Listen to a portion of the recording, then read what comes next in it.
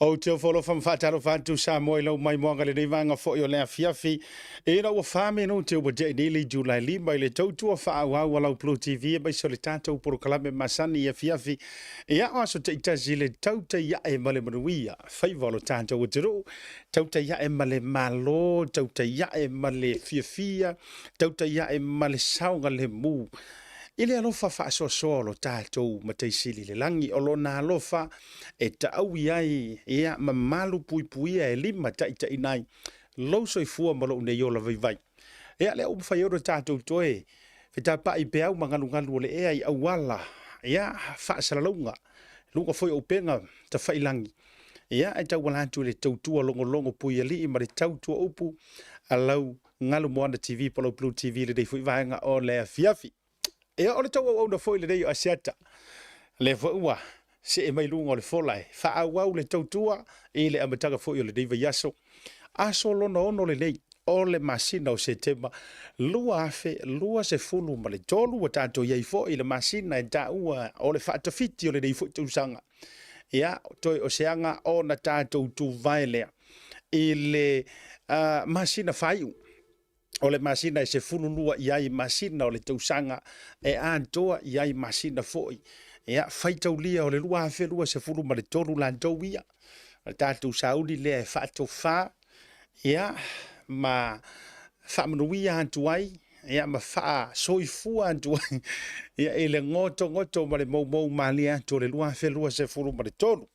Ai tātou sapaitali. Ia ma tātou sauni ai ia le lei foi ma ni o le lua fe lua se fulu ma le fala tou ma lo le folau Samoa ma lo le pale ma lo foi le ono sai ma lo le fato toa ia i faiva foi ma nga luenga tiute foi ia o nafa ma matafi yoi ia safia nga ia ilo tātou uturu e le rei foi aso ma tua o lea ua tu vai mantou ia o te ronei i le matou tau foi leo le tau mawhanawhana po le sama. O longo winga la, o le tama lea e ta e le lima ono fitu valu. O loo vaia ave o le la, o loo malama le funga ele o Aotearoa. Ai ua matua mai au na pepese lo tua fiafi Samoa, ua mai au na fai nga ai o le fiafi. Ia ua mata matafo i le TV ma fa solo ai malolonga. A o au se talia e pe o le tau le tolu pe asa o lo faitauan tu inisio se tete lono winga o lai afu le lea lava le si le i mai ka ruenga fu ma lo le ko sai au e te dau fo i te va veru le fale ma au e ke fai mai si o i lau telefoni i se ai ma tulanga o ngā ruenga ma oras ngai fai ma ingi o ka i o se ndalu fo i le ua ia e a maua le avangoa. Ah, na tātou e le whaasaina. A dalo whala mau wholo whantu. Ia, a wā fo i le vau filifili o Samoa i ona tūlanga. Wha lupe ina. Samoa o le aturu tofi o le au mamala. Wha atulo wantu. Iyo. Wha atulo wantu. I le wha saunga au ma le atu folasa. Ia, e wha ai tete fo i sau wha matalanga leanga o Samoa o le aturu tofia. Wailonga. Wha mai po lea le maualulu ngā o fetu. Ioe, maualunga le masina o le la o fetu ai wailonga lava ia fetu ta iala. Wailonga lava fetu au ngā la tau te ta iala ina. Folonga. E po lea fo i le loloto le samiulaula. Ioe. E loa i a fe ai. A o le filifili fo i o le vau sa. Ia wailoa fo i ala o tama. Ioe. I le vau filifili o le winga o le whamatalanga. Ia wailoa fitu pupula o ainga o tupu ainga o ainga o papa ia ma ainga te whaiwha wa pa ia foi ainga malantu tama malantu ainga e o le se me foi la ia le a wantu mua mapule wa iai fale upolu tofia o fale upolu fo mai na tu ta whaitia ma tu ta whaitoa fale upolu papa ma fale upolu malo ia wailonga to o whaitoulia o Samoa to fatu mua ma to fa puleono i sala fai ia ea le no fo fa polungo si o tanto butru fa talofa ma o fo lo fantu e le nei vaenga o le fiafi ia ona fele o la fa malo ma la fa talofa fa pito au nga fa lava ia i a inga nei le ite le malama e la ua taunu le tala le lei matangiu fea ngai maleata malaiola mga fuanga o fleu mautuangiangi ia le tae au fo'i nei sele upolu le kalesia skriso le upa io aso ngantai ia le tae au nei ioe nganga moe ma vai foa ia mara itale si fia ioe tele tae au ia misi tae au fai tauia la vai le foto antau no ur fa kerisian o mai o tae au ia nei lua ai e Samoa maona tua ioe na tai tama mai le vavau e iai se atua e lau alunga ese i atua uma le la ua tātou o i faleseu masapi mao mali e ala i le whaatala le leinga pe ke me kokisi pe ke e whakatsa pe te katoliko pe e te aupa i o aso e ngadai assembly o lea lava aso fitu moli maua Jehova o a lava fa mai e lau ao le fiso e lau o le tolo ai ala e tasi le maunga yolo ua faa kerisiano ina ua declare fo i le whainga malo ma le tunu Samoa o se atunu e faa vai i le tuo le tunu faa kerisiano melea mori le faa malo i fio i o le tala lei tai mai lava i tai i oe maulunga lava e faa urulu iai e kalesia fia se i o lava ini faa fea ngainga fato a faa paiana nafi po ana neifoi ia o fai au lava ia o le au fai ngā le tua ma lo lava ia te autou faa ftei tatalo faa ftei ana pongi faa ftei alo lofa i le tua malona whingana se kako whakalofa te fia faa ftei a tua a sina ma le lauao sina ioi o ila tau e ta ua o le ua e whaalanu ma ave fa mai o ila tau nei o tua mafa fili malai o lupe matutua ia o le tofa tau i o le tofa manusina ioi fa mai o le la tau tofa e leo e a feai ia e leo fo ia manu feai le tofa se te tala o olo matutua ia i la tau e sili anga ia i le pa ia o ainga e bese o fio anga ia ma Samoa fatalo fantu le rivanga o le fiafi matua ia i le tu ioi ia po o toe ulu taia fo i o sio tanto o turu ma lo le fatoto au tele o mai lo tele le mawasa u fa maunga po o ai se tangata pito i matua lava Samoa o soifua i le reitaimi a fai o iai se lau tau sanga pe se lau mona tupu fatalo fatu mo fafitai atu fafitai lo soifua tautua pe a fapea o maua mai mo mai ele tangata e sia tama po sia tina ia so mai lola ia le awiva se fulu mona tupu fa solo mai le au valu se fulu mona tupu fito se fulu mona tupu hono se fulu mona tupu ma lola va fafitai le tou ngā luenga fita e le fai ngofi la tou wasasa ina o malo wa tele ngā luenga sa autou whaia ma tautua lo tātou tru whaatalofa TAUTAI A'E ia o ngā luarula i o lau whaatalofa le rivaga o le fiafi o ufia fea wo ma paanga ma mai le nei foi porokalame o ila tou wala tou whaatua tuaina le au onanga le Blue TV ai mai se lava le porokalame o le TAUTAI A'E e fai malongolongo puiali a wafo i feau a wafo i tātou talafou tala oto ia ai mai se foi ia o tala fangu ma ioi ma tala e tu ia ile malofie pe o le tala ile langi tatau ia ai mai se foi wa avea foi le nei porokalame manisi o onanga ia e ao fanga ia ile kausa ilinga o le amioko ioi wa avea o se fangu ioi o se foa ia e tau longo ia ma tau vala au ia ai kai pe yo nga luenga foi le ai o angel papkiso io ma to au tu le sa io e tu ma alanga i le vao fa mai na teuia e o to le ala o le mesia o Jehova ia le winga la tetala e tele ai foi lai na tele na tau ai le to tele e pe kau ingosia e amusia io e faitioina ia le ma to foi pito la au ia ele au mai le mafofau o tangata to tasi po ni nai tangata ia e sui ai fua nga lelei e au mai fo i le tua e mese fo ia o mea moni ma mea anoa ia e faatupu manatu masaili ai inga ia taulau o le ame o tonu ma le sueina ia o le ame o tonu le tele o le mau mataupu ia faatalofa lai ua mapaaga mamai a le tatou Blue TV le leivanga o le fiafi so o se atunuu o lo e mafuta mai ai ona o le tatou toʻatele ua mafuaiga o le taumafai e au iliili taʻitasi aua e silafia leleia o a'u foʻi o te lē fai porokalame taʻamilomilo ai lava e umai lava autara o tau taʻamilomilo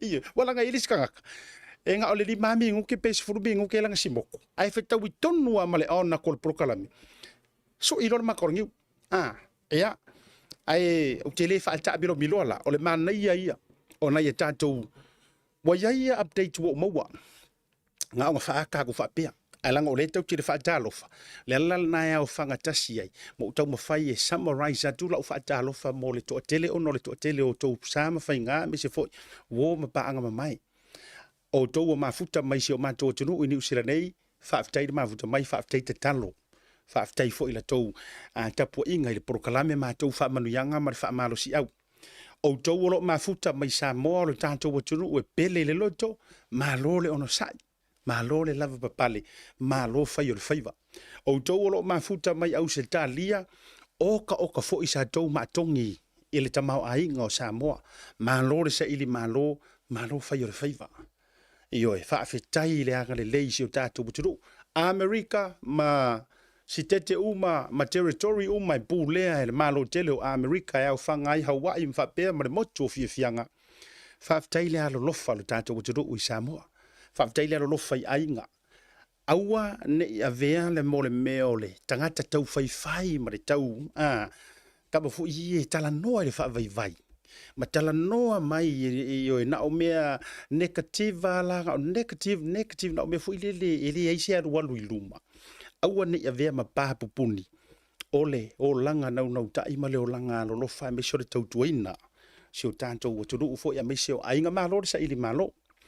E le deivanga o le fiafi. O te fia fea fo ila ila ufafita i le deivanga o le fiafi. Tātou major sponsors po tātou samarianga le lei. Whafitei tele, ia ili tasi market. Tasi lava o ia. Ioi. E tele a fale o loa manisi o aunanga. Ai tasi lava le aunanga le tasi market. E te maua iso si o loa le uta tala le tatou. La lai mangile. Ia. Afe iai mai. Sua tu iai. E te maua ai le lau fonga fia le ngata o le tatou o aunanga. Ai tali mana o fo i awafu tūlanga o whaataunga ma tau mafa ma tūlanga uma whapena. Tasi market e meso le tātou flainga o le Tasi Pacifica Cafe. Ia, Pacific 40 ma le talo fa voucher, whao ngā le au unanga whaingo fie le nei. E ke ka oko i lo moenga e aru le website, ngā o le omi lava, send le voucher po o le tātou pepa tala o loa i nai o tātou ainga i Samoa. Ia, tau sa ili se hotel a wāsau whainga malolonga i Samoa, including breakfast, ma moenga, ea malulu blatou potu, ma nei o le moenga a e palasi aku, a le ma maurau ka oko e bounce mai oilu. Kama hui a e punga kunga e pie koe, pie faa, pie si inga faa pepe o oilu ngor moenga, e tasi a le whalitari malona o le Sanita. Le Sanita Hotel. Ia e naisongi. Ia e mapu iai. Ia raka te lea. O le Mota Samoa Service Station si veitele, Samoa Tourism Authority. Ia, ma le tātou whale tusi foi a le SAP. Welcome on board i tono o Samoa. Whaafitei foi. Ia, i le tautua ma le unanga madisi o tātou Samarianga le lei. Whaasono leo le tātou porokalame. Ioi. Tātou atu le malolonga. A tātou tele ioi le malolonga. O nei vaenga, o lea maua lea vanoa e whaatara noe ma le fionga le minista o tupi. Ma ngai ar ka ku whakarangoanga le ufiafio maua le vanoa. E whaatara noa ai ma le minista o tupi. Le fionga Lautimu'ia, Uelese Vaai. Se i koe follow up. Pe toe muli tai. Nisi o vaenga sa ia sau noa. I lungo se porokalame fo ile ale TV e whakasare soale pule. Ia, ai se i koe kurikuri kakao akula. E maiso na whaamani nonga. O le ala nau unau ai. Ia e maua se hawa noa ma le fionga le minista o tupi. fionga Lautimu'ia. Ina ia se tuturi te tau. I wingao o le fua circulate mai ma le tele o isi o whamatalanga. Whapea mai. Ia la lai manga o mingi sky mai le whalele. A le pia kao fiofi e isi o le e mingi sky whalele ma so and so and so you know. O le ngala na le la o nau wai se bai le fionga le mingi sky. O tupe. Ia se fisili sa o ai. Ia ma se o koe fia fisili le fionga le mingi sky. Pe mo i ele o ngā whakia. E le whasi vai lenga ngā o whaalongo longo ko fo. Io ai liki mai ai o isi o tātou watunu whapea mai. Ua whakuai a se mingoi o le mele le keisele ngei ma le kaua wakunga o nganga ka mai whafu. Le se kupe kaunga. Le ra pingi e fisiti. Pero fo tātou porokalame pingi a olu mangi. Olu ma whale anei. E whaia i aina inisi o tātou fisili. Ele le ale au mai pe mo i le se ka kukupe o ia. E whaatupe ai nei whainga. I meange ua fiu e kau kakaaku a o lea to alia. Ona o le no manera. Ea mare tūlanga i nā vaenga uma. O le si vaenga e fio o iei sau whaasoa i le tūlanga ai le amatanga o le tātou porokalame ne e tau tele i o le malolonga. O le malie o le uambawala o soka inga i le finally, whawhetai. O le uambawala o soka inga i mātua o le sungai atu au. Masiona ainga. Si o lātou ainga lea sa ioi. Sa lātou au mau whaatasi. Ia, mai se fo i o i lātou. Oe, no nofo whaatasi. Le oe a jau uma ia. Maua le mātou fsota inga. Mai maalie i o. O le maalie i o informations le ua maua i tutonu le usu esu enga le mata upula le nei. Peyango ufaiak. Le ua mai Sam. Whaakarangoa langkala. Ia le ala uwhaatatia le moni maua Sam. Le anga o lai whaanga solo makau sa iri ili lava le fionga le Attorney General po le lo yasili. Ngi mau mangisi wha makalanga. A le ala ua maua mala uso ukanga i le ainga. O kafiolai, kafefe. Mata utia le tele o isi o vaenga. A e kango e ku whaakasiwa e ka alo fo e ka alonga fo i le paso. Wa ta alo le paso. E mata utia mea ia wa vai atu ia. O I foila, o ke whasoa koe, o ko ke pole. E uma u whasoa toi runga le tātou porkalami. O I foila e whai eila la ukala ngei mare mai moanga mai ar mamaru lau tele o le aturu. O le fesili au ngai la u wha fesili porkalami ringi. O a isi moli maui e kau whakarikati. O a isi moli mau, wia e kau whakarikari. Luinga nā le tau whaatula utala. O a isi moli mau e kau kālia.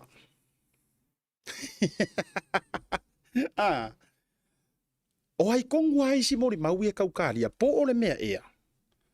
O le ai whakarikari se ia kele a kungi moli mau. O le au keki. Ngai lo moli mau. Mea tau o eyewitness. Ai mai se. O moli mau e mai to tonu o le ainga. O le fisiringu me le kasianga. E unga ia ile alunga o le tātou porokalame levanga o le fiafi. Ioi. O le fisiringa lela unga fo ngai maa uma whairunga o le tātou porokalame. O a isi moli mau e kausui. A o lea lawa maua la ufiso o ta inga i to tonu o le ainga. Mātua. E mai se fo i o. Ainga aiare. Ele o se ainga rau keli. Leo po ua apa kongu wa e kangosa o re kio braka. Iyo. O le fesili la numera tasi lo ta mafufa. O hai si moli maui a kausui. O hai si moli maui a kausui. E fe moli mawai. Vaenga umaya. Ai ono o le ua emo maila umasini o le ua maware mafiso o ta inga ma le fionga le minister o tupi. Ia o le melea. Ia, o te musu fo i. Le anga inge ke iwa koe pisir ka maloa vantule, fionga le minister. Ai au tau te pore. Koko ke pore ala ko umangi le fia fiva henga ian o maua maila ui fo isa i dinga. Ana inisi tulang. Le anga o le kau feso soang ia ku le fionga le lo yesiti. A fai ele o feso soangi maisu esu e ngā malu o le malo. A fai e ke le o mauangi si o o ngisi o information fo manga ngisi o ngai vaenga ia le la ufisoso ngia kula la makufisoso ngia kumanga ngisi awala ngai ia ile mafua anga kele wa mafua inga le o progress nisi o su enga le tanga ruenga o leo e mafua anga e fa vai mai rongo le upure fa anga le ama kaditi fa perkangia e ia e ile upu e ama kaditi fa perkangia kangola omi mai ruma pesa o ina fa vai mai ia le fa fe o ngisi i le taimire nei e o e whaia la tau wha matalanga nga il makanga ruenga awala ko ke feika mai a ke hau matulanga leanga o le mātou lava tiu te wha le wha salalau e wha ia mātou pou tūtua o mea ngei o whai ngā mālo le lei remember e iei ma le upu le lei le ngā e wha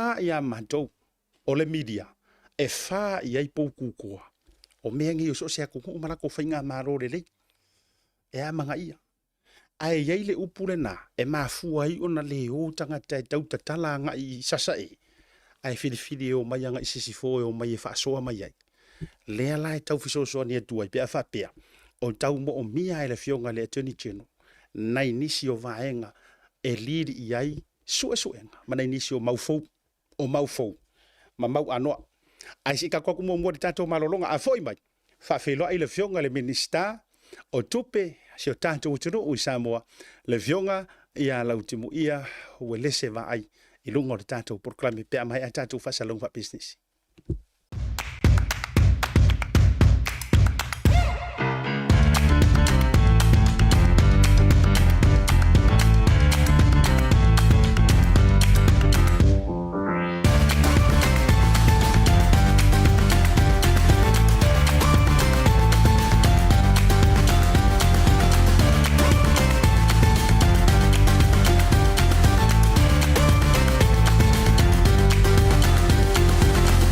Market.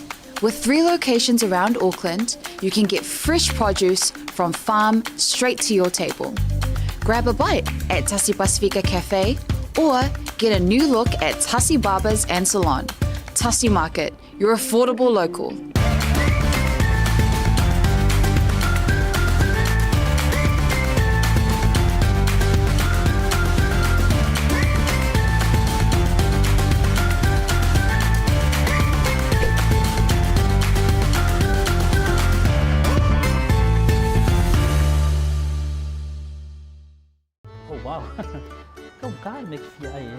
Just give me a second, eh? Hello? Auntie! Oh, Mayuko!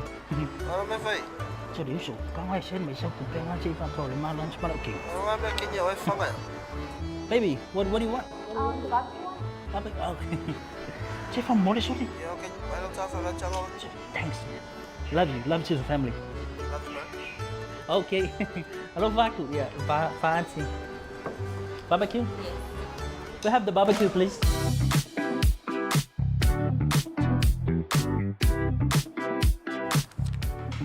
Tell off a voucher. Thanks, tell off a voucher. You know how much I love you? No? No.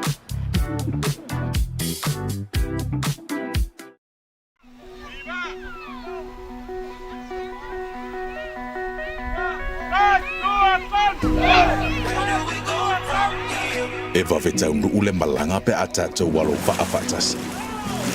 Our destiny is within sight when we paddle our canoe together.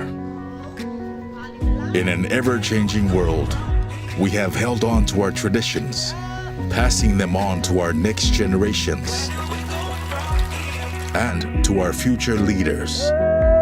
It's our inherent nature to serve that defines us. The pride in our culture that unites us. It is etched deep into our DNA. We stay connected to our roots and to each other, even when we are oceans apart. Where do we go from here? Only the future knows, but we'll be there. Journey together with Digicel.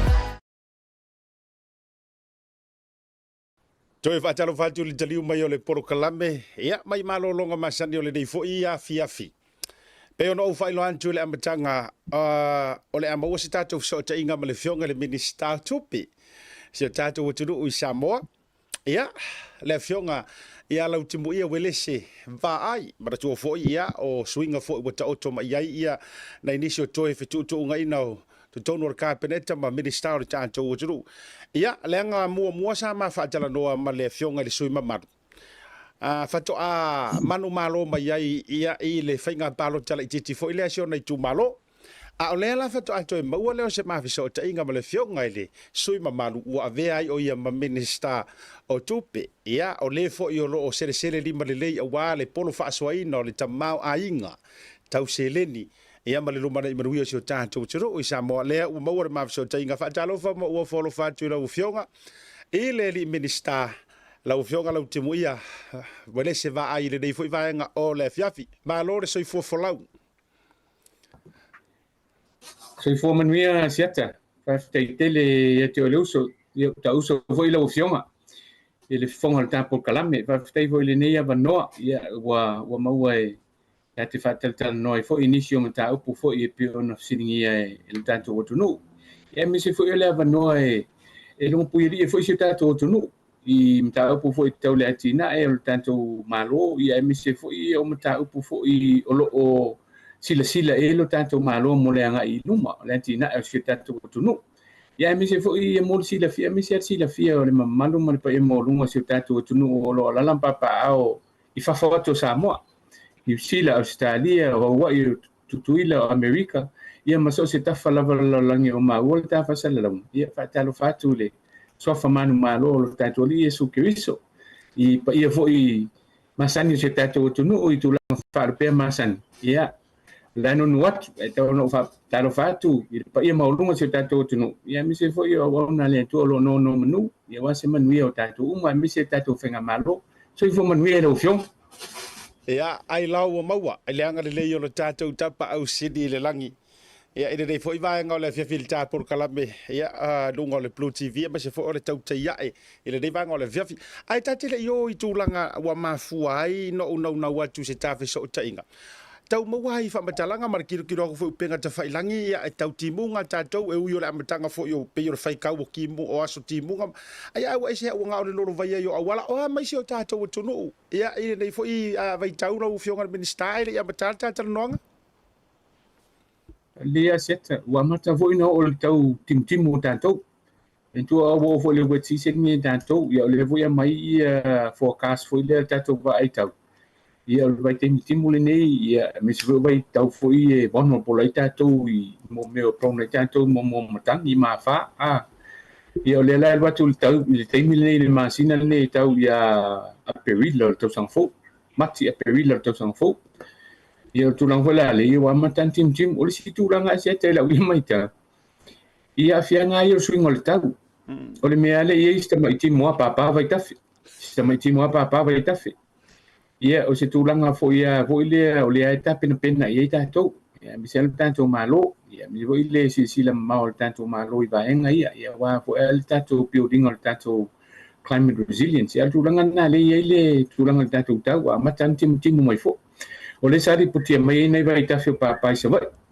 ia o le vo va ve tato LTA va pe vo tato mtanga luenga leo mal fesa ia va pe vo I le tu le se sa o poru ia ta o mai vo nei solo o le mafa vo le atuali pata ia ai mi se voi la I lo tu anu ia le fesa va ve el tato LTA so ta inga ie mo va ve tato LTA vo ki dia la wala ina ia woni ia fia le fio inga le manol tato tunu Pio stala tu le siata tatou tau.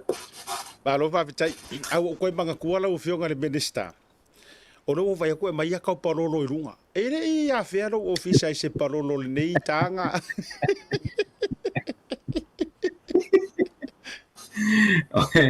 Ia man tu o ia siata ia ole ia so ia va tu vo alfa fonga le tu ia pisa ku fu vo ile ave me sai tatou ia so ia o me no ia o te ai no fa tau le me ia o le me nei va tu ia fa fonga le tatou no va no vion fonga po kala ia o me se parolo le minista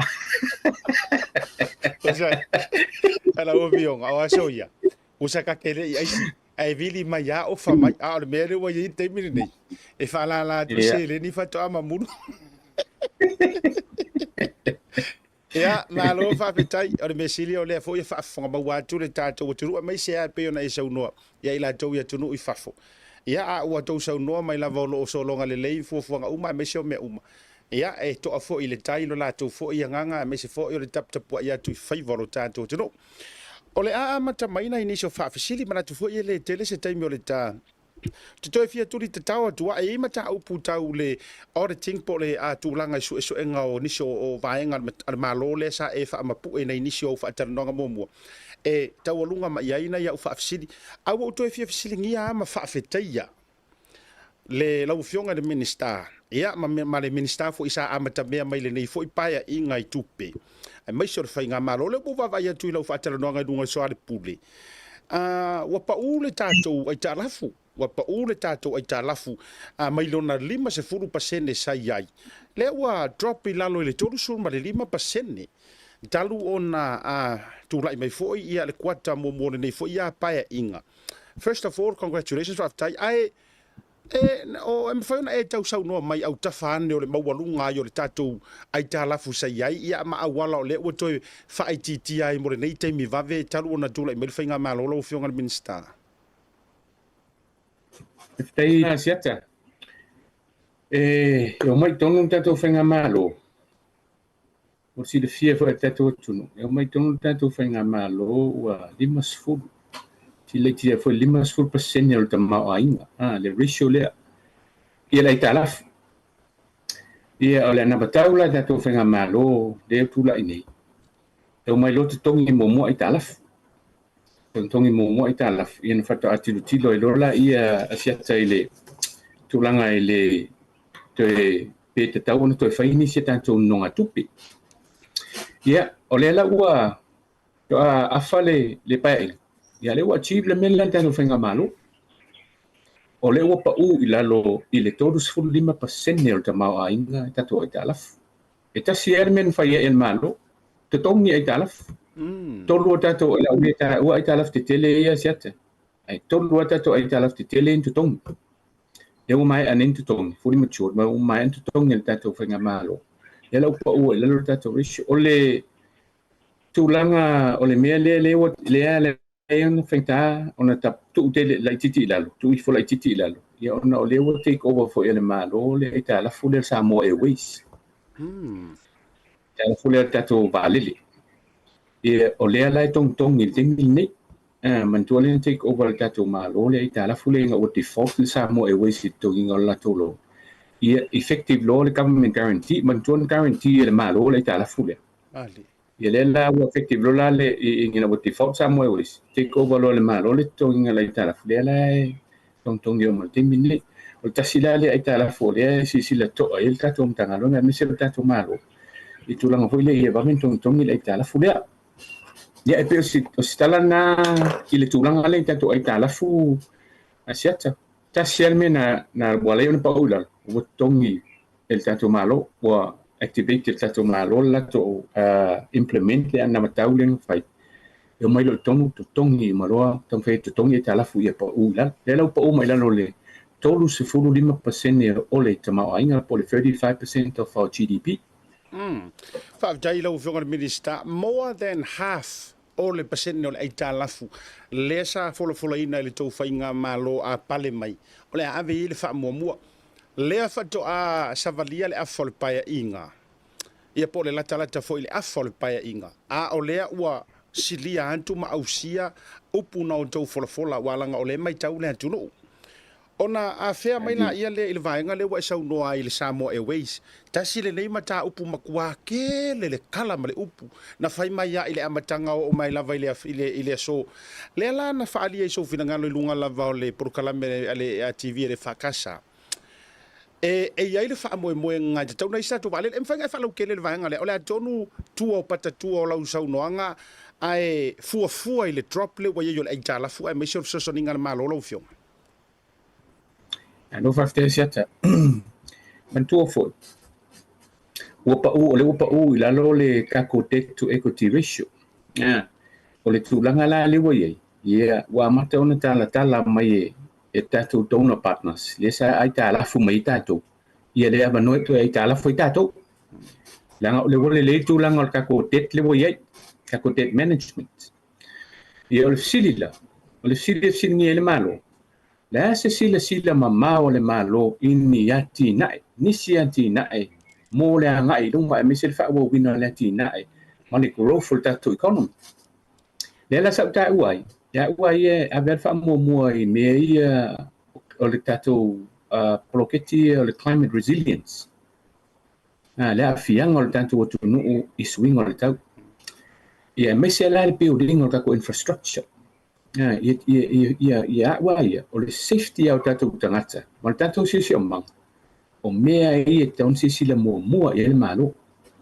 Lua lola ia. Ia tūlanga le ia tinae. E whaua wai ona si itia le tātou tamawainga ngā grow le economy. O le tasi la le tina le sa uta ua le soa le public. I le Vaai sila mamau le malo. E tau ana sila e tu amesta tu valele. Sila tina. Le uta tala mai talaf.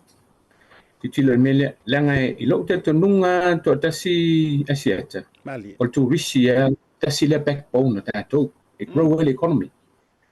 Ia ale ai se tātou valele. E le mawhainga compete ka ko ngai mawhainga top i lalo pase se feo e tātou tangata mturusia mai nei. Mali. Ta sile me ta ua te taun sile ma e tātou tunu. E mesi an tātou malo. Ia momole anga i luma. Sa uta ua vo ele mabatang noanga i soa le pule. La maranga le na walo inge le World Bank le fono le World Bank. Ma fa soe man minsta tupe fiti. Melea. Mo lunga yo lai kala fo fike ma fo mel na to valele. Alala wa makan ko drop i lalo le ratio le o le debt ratio fiki. Lang fo ila polo fiki la ko valele. Ale mele le no te tato e ngau ka ko valele. Le la sa fe la tala. It's the right timing. O le Vaai mamau al malo taun te titilo le mele langa so soni te le tato tu wish. Ai mai se ala fe wa i mai le o tato tangata. I nei asi me la tu ai ngafio ai me le tanto tan o tu nga ta u te la le mo le ai mamma o tanto malo e te tau sila mamma le mele sa u ta u le mele tanto vale e te tau no mato sila to le e tato we have it not only a own se vale pe a fa pe le option nga lu tato but running it at a profit lisi me to sili nan ta u la ngai ko nga u vo vale ke le la fianga no ka mau ai le la fianga impact o le operation tiel vale lunga tama ai man to feta to ne tu no ne lai ke pela ta ton fiti e mana o mi al so sonel ma lo ko nga poloketi te tele ne capital intensive projects le yele mele le yel vale le ye tu langa lana e te taua ona mate tu le sila to le tato malo maletu mulai ngai ilum ai permena no tau la ngali sap siringia poani atina na poala ni atina mulai ngai ilum ela sa ta wai mele tatu climate resilience initiatives ye mal melo lale la titilo ele ole tasile me ton sila to ye malo mulai ngai ilum building o tatu turis kana lango tele la I tatu valele ye tatu valele but asiata tau wal mele fa fonga tatu tunu right timing ma le right model effect no le mele lenga a ko ngau o te le o le afianga o tatu tamai le la ye concern o tatu malo te mini esa ta wal mele mo le ngai no pe mele mo fa mino ta upule set te malo fa lo te malo fa tai lo fiunga minista le la o manino manta wa manta le vai o manino foi au fala ele fa pe o no te inga o fete na ila mar fina ngalo o le minista va lele o le la nga e o nga tasi le mar fina ngalo le minista o va lele to fala tinu e ka kaunga yai ai te tau foi na sa o le tai mi fa yai ai o fa fasilia o fa fasilia lo fiunga minista to le mele set fa mo sa no ele ngata ni sa o le tai sa o le mo ai sa o fu ngata fa ir ngai wen o tu lang one mele we have to have the right people on board la tu te va ir valid ma running al valid at the right model at the right time tu lang nai tauna sila to ale il tanto malo pe me le o te fa popoto eset Ma lo fa tai lo fio ka minister. O le na ta ua. E langa o fa fi ka uri le nga sau mai ku ai le fa pe fo le fa to ta ua la fionga. Se no ta ola mai fo lava o ta fa alongo la vai le upuru ngai ngau poring sia. Ngau le ia sau sa mo e wei ngau.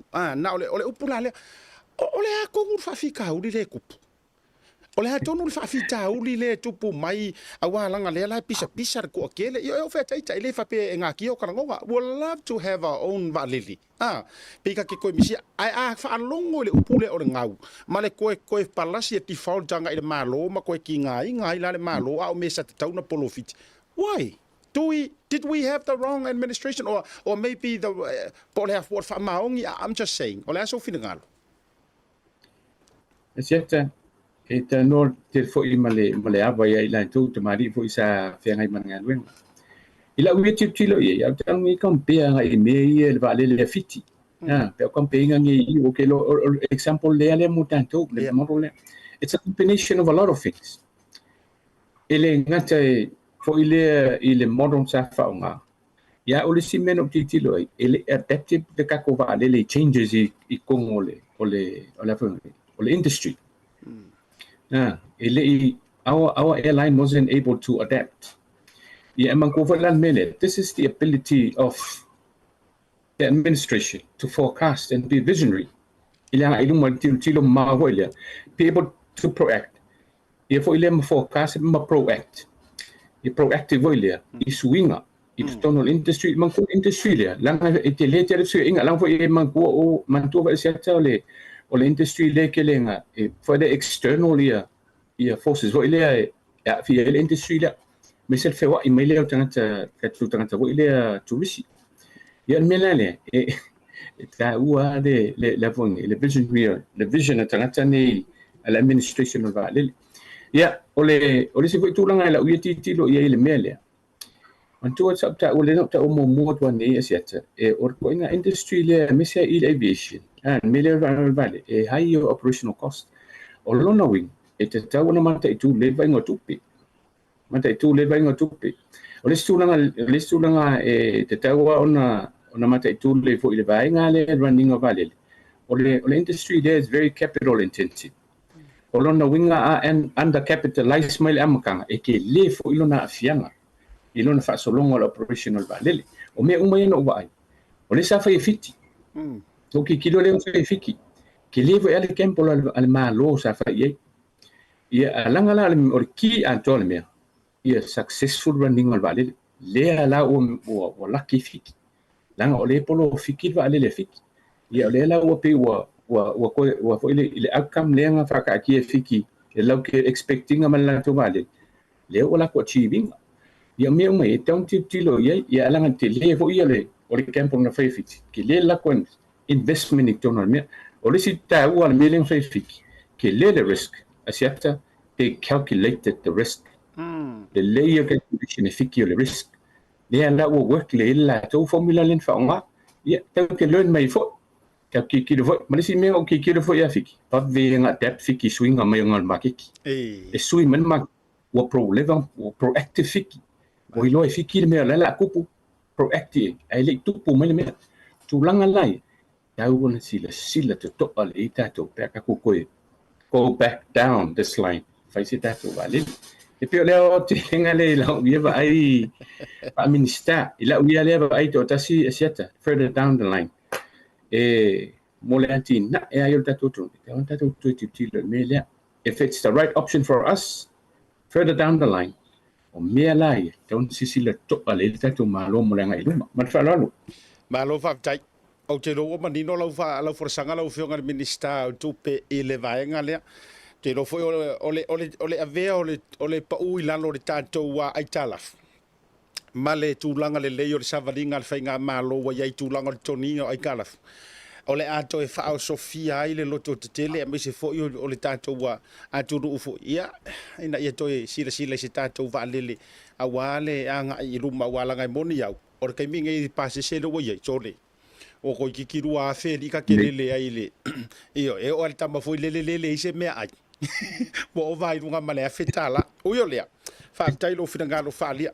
O te whia toi tuli te tau lava na inisio mata upusa e whaatara noa ina inisio ala whaasala lau wa tuana iatu le lava yaso.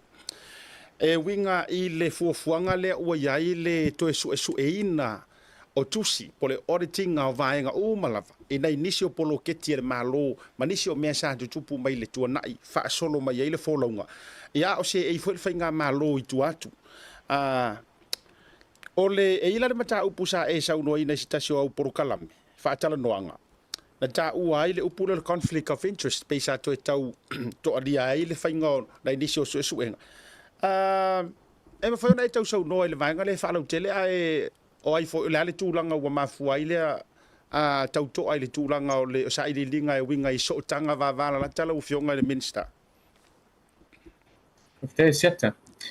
O company le na whamani nei tau whonga e na whai. O le company e ilo na la I Samoa nei. E le la o le company le Samoa nei. O le la le o company le I Samoa nei. Sa la to auditing of inisio vaenga ngadwenga le malo. Antu o le mele e outsource le controller and auditor general tato. I tua I auditing firms here. I le whaatinonga ngadwenga. This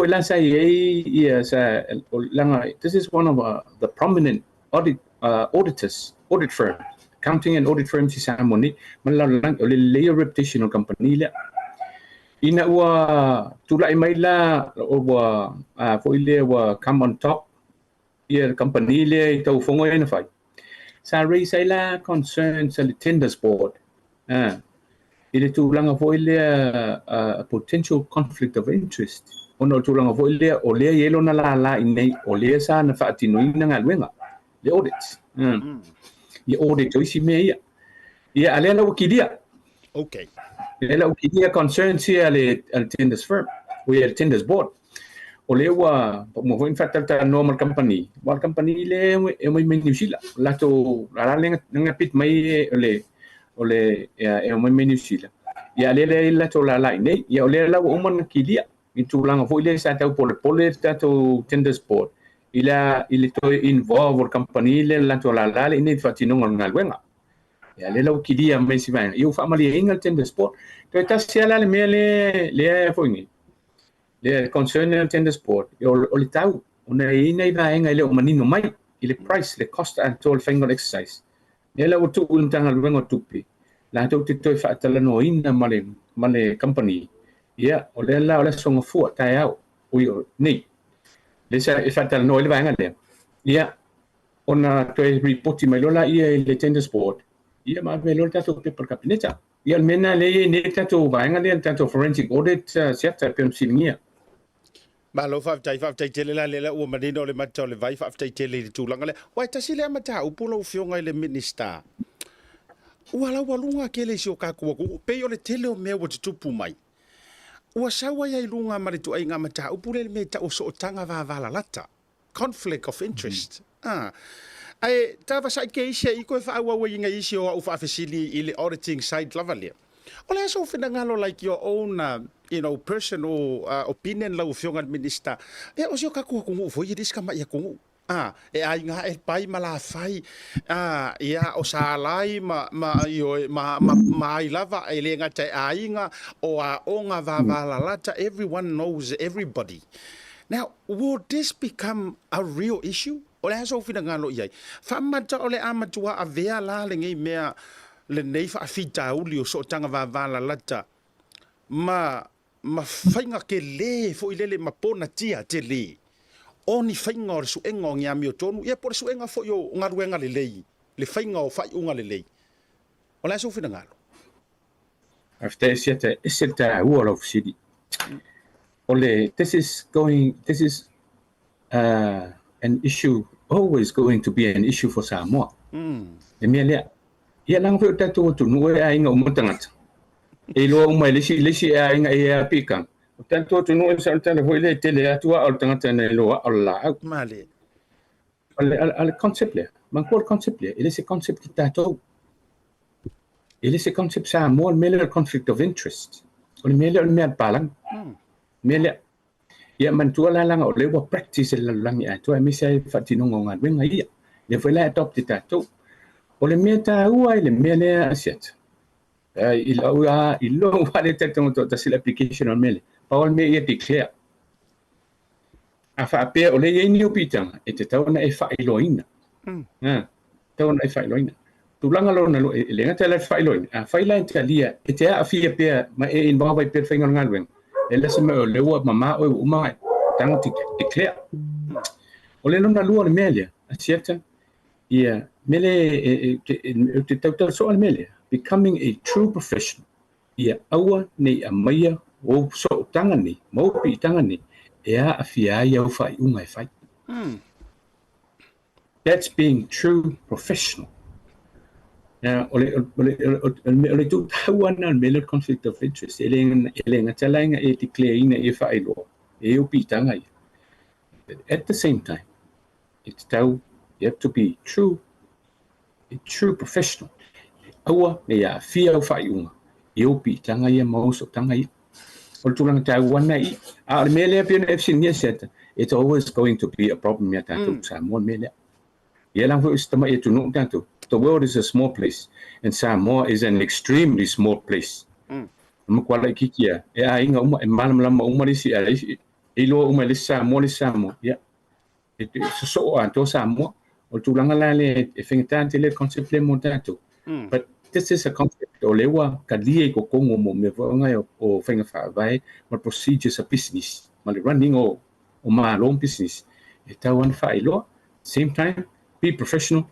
Awan ia fia wa fiang. Ui, au whae unga. Iau pi tanga mau so tanga ia. Ma whaalola siata.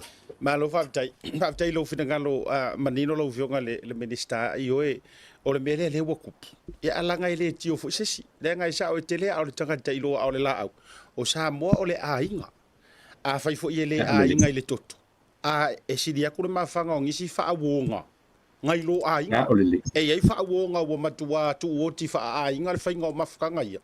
Ia ai e pei a vea fo i mawanoa e noa tia ai ia ava noa e ngalulu e tagata ia ma fatino la to ava noa I tulanga o la to nga ui o lea ka koi foi mai le mai ngole o le ta o le ting o le wa e fa manino mai ni so tustusinga ia I newspaper ma fa fa sala la Samoa ba e ngai tele a ia wa fia le sa waila ma le sungami me sela ile so ngo vanga ia now o le se umi o lea whainga a o awhia o no sila mai mo aile malu le tunu se tali mai o sa ililinga nei lau fionga. Aftai e siata. O le lisi le sa uba I le fono le altenda sport I whainga o bitsi e nau mai. E luas furu lima le leia. 25. Ia ewi e sia ma proketi mga luenga e o ele audit. E te lei o ngā luenga siata e sisile foi le altenda sport. Ia e laki pea uma si tausanga. E whaatino ngā ruenga le aman tua le budget le sa approval tatu pale mine whaatino ngā ruenga le. E uma tausanga whaatupe le mele ia union tausanga fau. Ia o tūlanga la le e ono winga to e allocate foi la ma ko e provide sisi allocation pe a whaapeto e whaawau le afoni le ngā ruenga. Ia e le budget o le si tausanga atu pea o te I se ola ma se malosi. Al vai ai le port. Ia e laki pea uma se tausanga stasi. O tūlanga la lea hoi tasi le vai ngon whatanonga le fai. Il me hoi le a umanga audit le mea mali poti mai. Umanga audit le mea mali poti mai. Na ia wawenga makilia mea ia e whanga solo whinga ngā wenga. Ia poa hoi ni vai ngai sisi le molto e whale. O tūlanga la na leo whatatia I ni la ke tatu ngā wenga le tatu forensic audit. A mea uma ia peona e ta ua siat I area sia. Ia sa le ia le voi la bela me I area peona e ta ua. Ia e me se voi la whainga antua leo ngā luenga e lua se furu lima le ia project so le la o ele audit. Ia, ai se I tanto tilo. Ia me voi le tanto tanga luenga tupe me se voi kako tenda sport. O le nau voi le e top pe whanga ioi le whainga ngā luenga. Malo whaaftai tele lau whionga minister. Le to umina o whaafsiri e ili si vaenga na ta ua mai fo ilungo penga o whamatalanga. E a fia mai e se tasi o vaenga o lo saidi ilia o tupe fo I e mai le matanga ruenga o le EPC. Ia sa whapea na a whaonga ina I se campaign po o ni tāpena ngā o se pālota se sui tau wā. mawhai ona e tau sau noa I le tua o mawhai fo ina e sau noa ai o ai e whaasino iei le vaenga lau fionga le minista. Ia. Siata kusa o le mea lea. Ia, mantua vo I o le tele o isi mea o allegations. Ia. Ia tūranga ia. Ia, mai o le mea vo I le te whaitete vo tautala le mea le langa le la ta pena isu inga.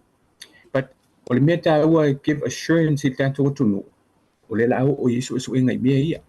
Ma o te lofo ia o le la ama kua antuen umangi mea sa le te mwhaiona si le fia. Ia mai ia o foi au ia going forward. Mai se fa le linga ma le kidi ningo mene. A fa pe saulo fa saulo so inga ia fa mani tawan fa in fa iu. Tawan fa in fa iu. Ile kan fo ko alum fenga fa iu mai ia kili ai le mea. Ia fa ti lo la ia ni awal fa ka ki lo feng fa vai. Make sure o to tupu me nei mo la ngai lum. Au tu langa o mai pe ta o set. Sa le la ve me ia so inga ni. Yeah, o le ala minister te fautua ina fo ia pa as Minister of Finance ta wal malona act lo me ia faini faiu ava pe fo ia to inga me ava pe fo esa su inga nei ai ti lo tu fo ile wa man tu la le la vola si la fo ia man tato o ia pe fa pe tu langa le sau le pocket audit o yengi tatangi yengi criminal offences ia no wai te tunu ava tu lo le Attorney General va pe le Attorney General kong ave e fai modiang fa tu la fon so be it ne ngai kong fai ne na o finga na fai un tong fai ia ki lia isi mai ia me ia move forward ka ko mo latina fa lo seta a te lo fionga ele minista manino yo lo sau noanga fai ngofie fo ile fa le mal mai malu te le tunu ele alo fo o isi o vaenga pe a fua tia walanga le u fai so esuenga a onisi pe a fua ile fa longo atu ma mato mai tau atu inisi fo yo sau no nga na inisi o minista ia te mi fo yo le amatanga ile tau a fu nga mai o fainga malo a mato tula matilo tilo lo fo minista tupe e fisilingia le fo walu le so e ngol malai va le ti avea o fale pui ai o le wafu fo ile le na fo I ke le lopo ale le wafu le tuan matangi nai I satitoa manisi lava fo io e fa pela sa fa matala ngai la ofionga wala nga wole fa nga malai va lele wole ai 4 miliona na luai ola o ke le angi ku perka ko fa nga malo ai o le tate vai atu tele ne tala no mai ni si fo o taita ina ye mo ma fa pe mai ia o ka ko fu ai uki uki ale pe atangia mai o le tele o le sele ni o lo o alu fo ile na inisio polo keti ele o fa o nga ile ngi kaimi ori ai elingi ku perka ko watu no ma tulanga e pe ona fa pe mai fo ile to tele o le tusi rungo social media ma ila to fo ya na ye le fainga malo mo fa mai o nga o malo o folanga ai le ingi kupe o ye ai le lo ofisi sa o la o fionga mingi ska ko o ye ingi ka ko kupi after ye set yo sa ta o hol mele fa ta no ngai bo mo ai se fa ta mo lo lava ma to ya ta do tupe mo ta to watina lava ma to ma me vo e fai ele se mil nei me vo e fai fa so ta to malo le pin fa maule le o mo fa tong el malo ai ta la te tele ye to le o fa yo pa la lo le ratio ta to ai ta la ia alela vata to pe mo ta to tina o le vo mo fa ta tia lista to 5 miliona mo ka ko pro ke kia le lista usang ale fa nga solo il tanto ta milion o le fa nga solo ta miliona lo na lo il te usang al nei o tu langa le silingia o tanto tu pe seta ia o ta se ile mesa be tanto di poti fontanga le ma le worpen ele ngata line le tu langa tanto cash flow alu ila lo le tu langa tanto ai ta la fuina o mai an to tongi isi ai ta la te tele ye to o le fa au pe le tongi ina ai ta la te le sa mo e wisle ngai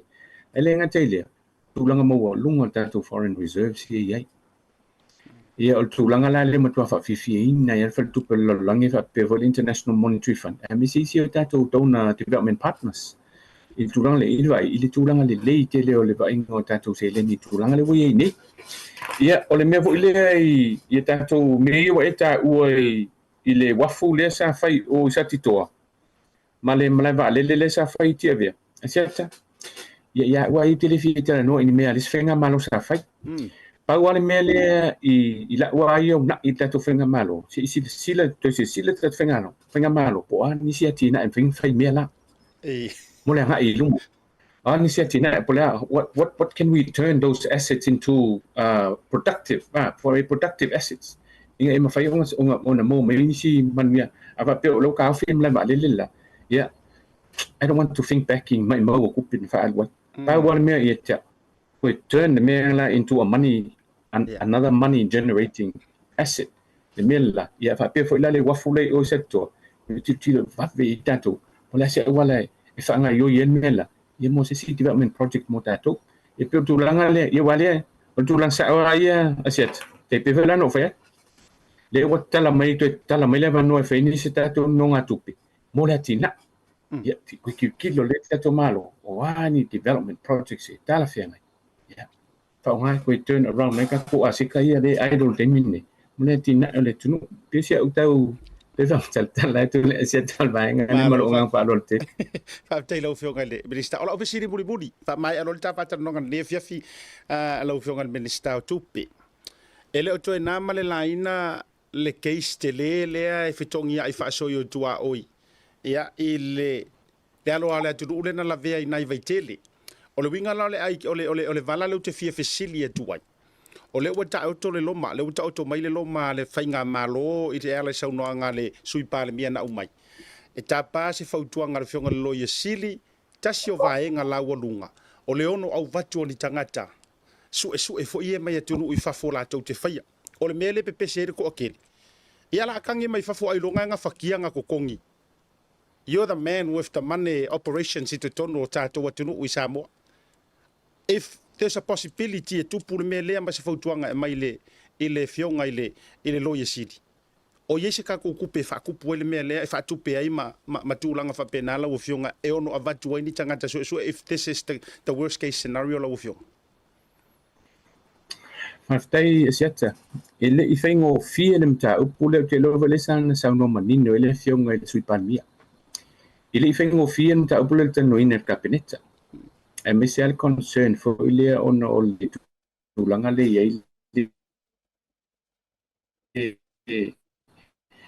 ile concern no le tunu ile mta upole e le vola fa ai nga fono iner kabineta e refer ile attorney general sa we fotwanga ni si mai fa fa tino mele ye tanto malienga ye e tanto malienga ye pa va tunu te tanto ini Samoa ia tanto tunu na New Zealand ya pero le ka treaty of friendship ia e ye fo ilan tu langa fo ile nga lu va bala lata o mtanga luengo leo Samoa New Zealand mal Pacifica o fo ile Australia le Australian Federal Police ye lam fa wala mai me e fa wala mai la mea ia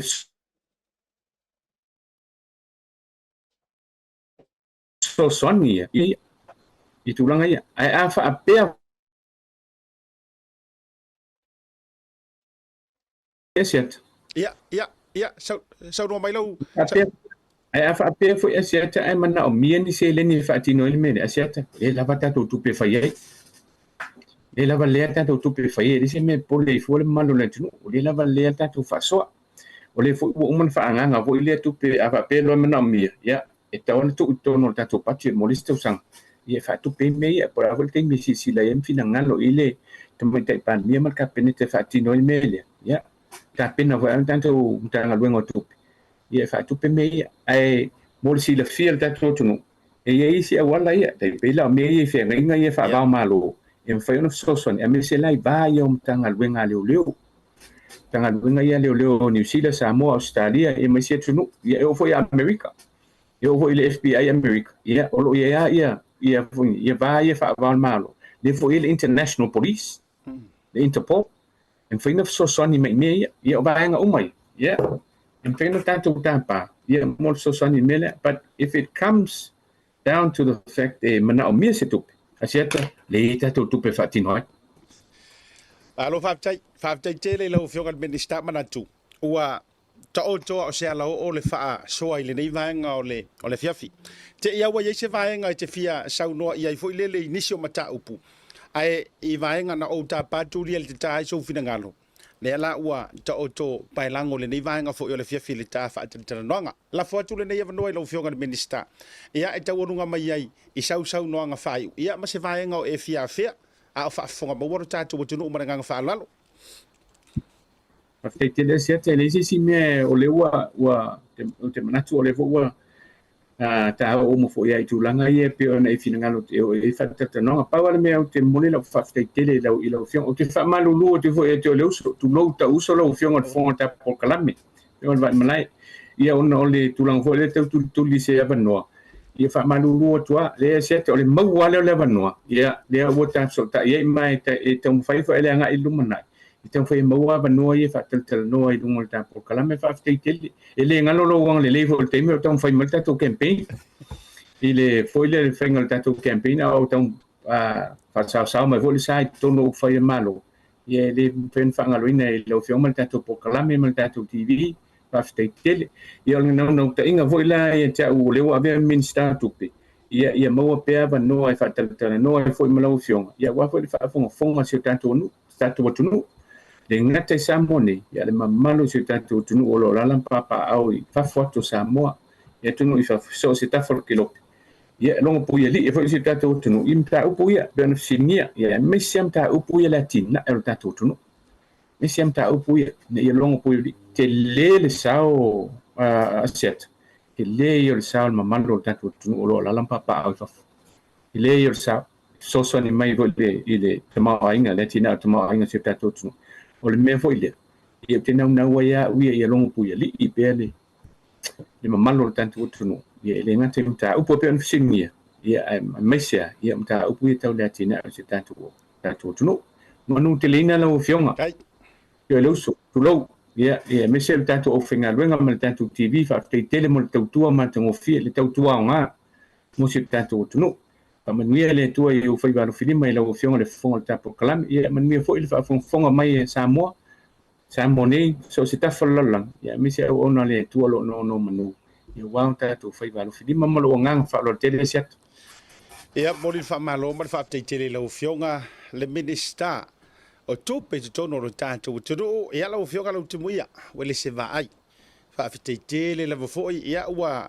logo fa tutui la butalinga foi fiolongo pe le tale le monga sala fai fa swanga la fionga le minister ia e pe asa ngwala u fionga le mingiska le nga le fatu atolia tu lo fo yo le ala toto le tu langa o seleni o lo o lima taita ina ma polo fa so awa le tamau ainga o le tatu tu ia le fa fonga ba Samoa tele foi manongi wa tele anoa ia o le dei foi yaso ia e tu sai foi o le tafa atala noanga o matou foi te talo maua lo malosi maua foi le loto tele ia o le poto ma le sosia mai le tua o lona foi tamau ainga ia utu pupu inai lau tofa ma lau fautanga ia awale fa lau teleina o lo tatou tunu e ana i tamau ainga mo fai o lo tatou tunu o lo fa tele atu tatou tunu ma le fainga malo le fionga tama tai pa mia ia mo le fiafi ta fa ma vai fa to fa ngol proclame soifua ma ia manuia Soifua mai manuia e te eros. Halftime.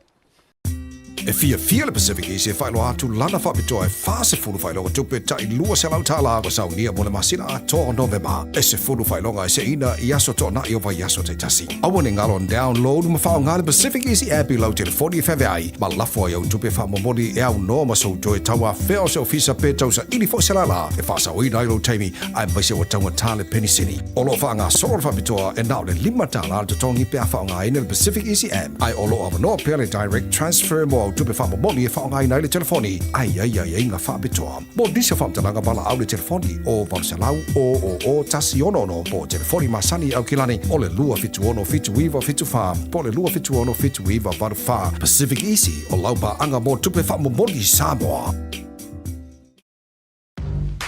The Color Shop in Monteville can brighten up every aspect of your life, from interior to exterior. You can change the look of any project you have, from auto to home, around the yard, and everywhere else. Bring color to life with our selection of the best paint. Come check us out, because we're more than just paint. We got bush knives and a whole lot more. We're the folks that will help you kick that drab right out. So come into the Color Shop in Monteville. Call us on 25577 or 21527. Drop an email to cs.creston@gmail.com.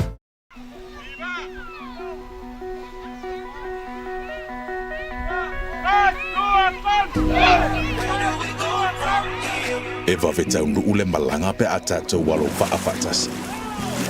Our destiny is within sight when we paddle our canoe together.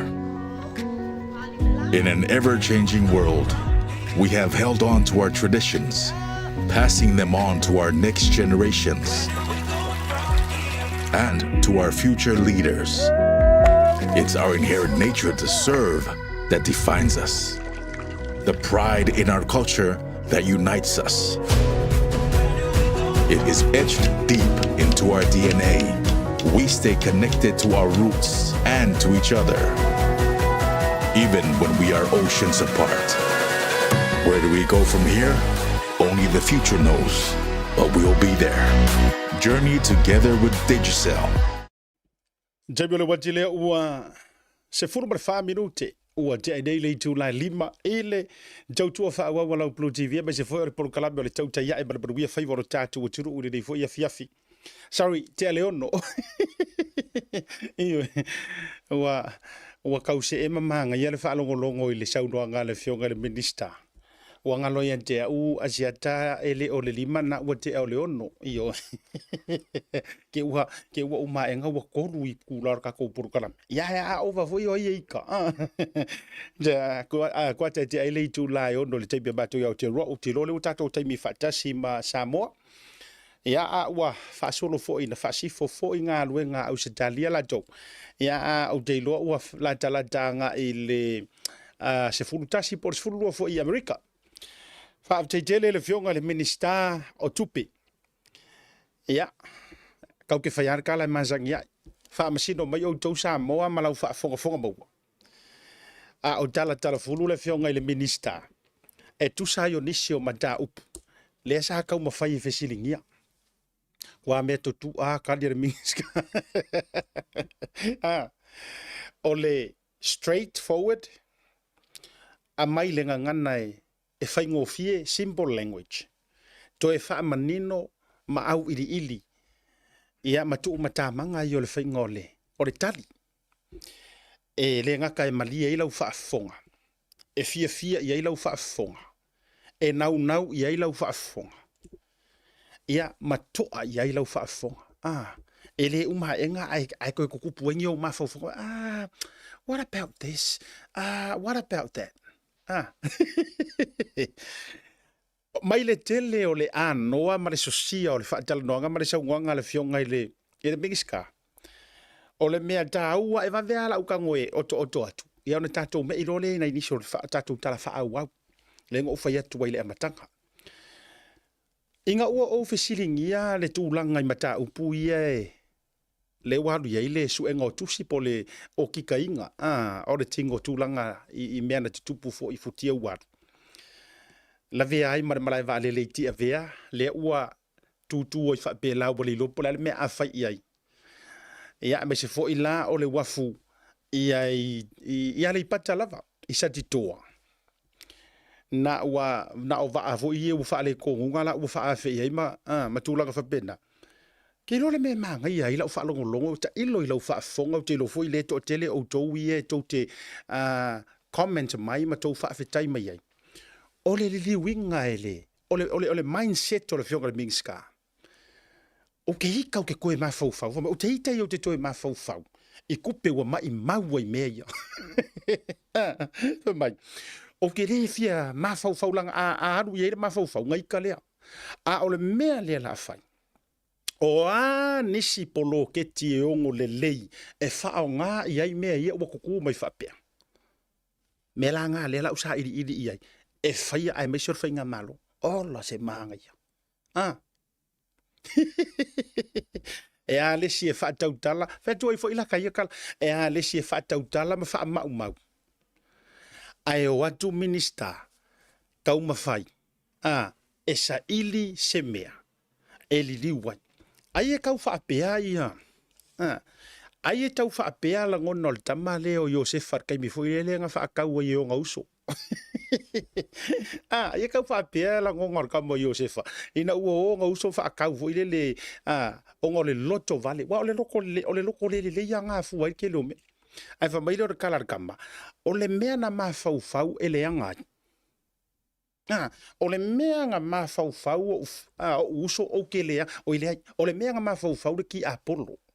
Mele I whao ngā Iosef whao mai. O le mea na mafaufau le ki Apollo o ke lea ngai. Whili wa inga e lea kua.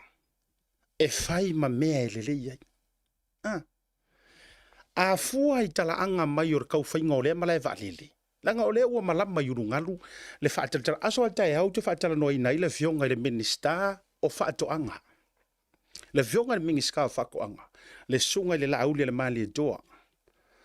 Le ua tea pola te iwa fosi smete. E mawai le ako anga ma le ango whale o isi. Le aso a tai au. Whaatala noa hai. Ai koe foi mai la utala I. Le anga o le mafua anga ua malama yurungalu ngā fuanga whai ere malai wa lele le laiki a vea. E le I whaua mai se mafaufaunga le lei ma se loto le lei.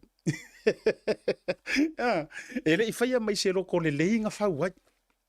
Na whau ina ia whaatau ma tatau ma tau ma whai. E whaao ngā. E whaako I lalo ai se kangaka. O ngā whainga whaaloto I whale. Le ala ua whai. Le whaawa winga mai le paia inga nga whau winga mea ia. Le koe kūlai mai le mafua anga nga whai ai mea ia. A le ala ua mai e ko konguru whainga malo. E tau mawhai.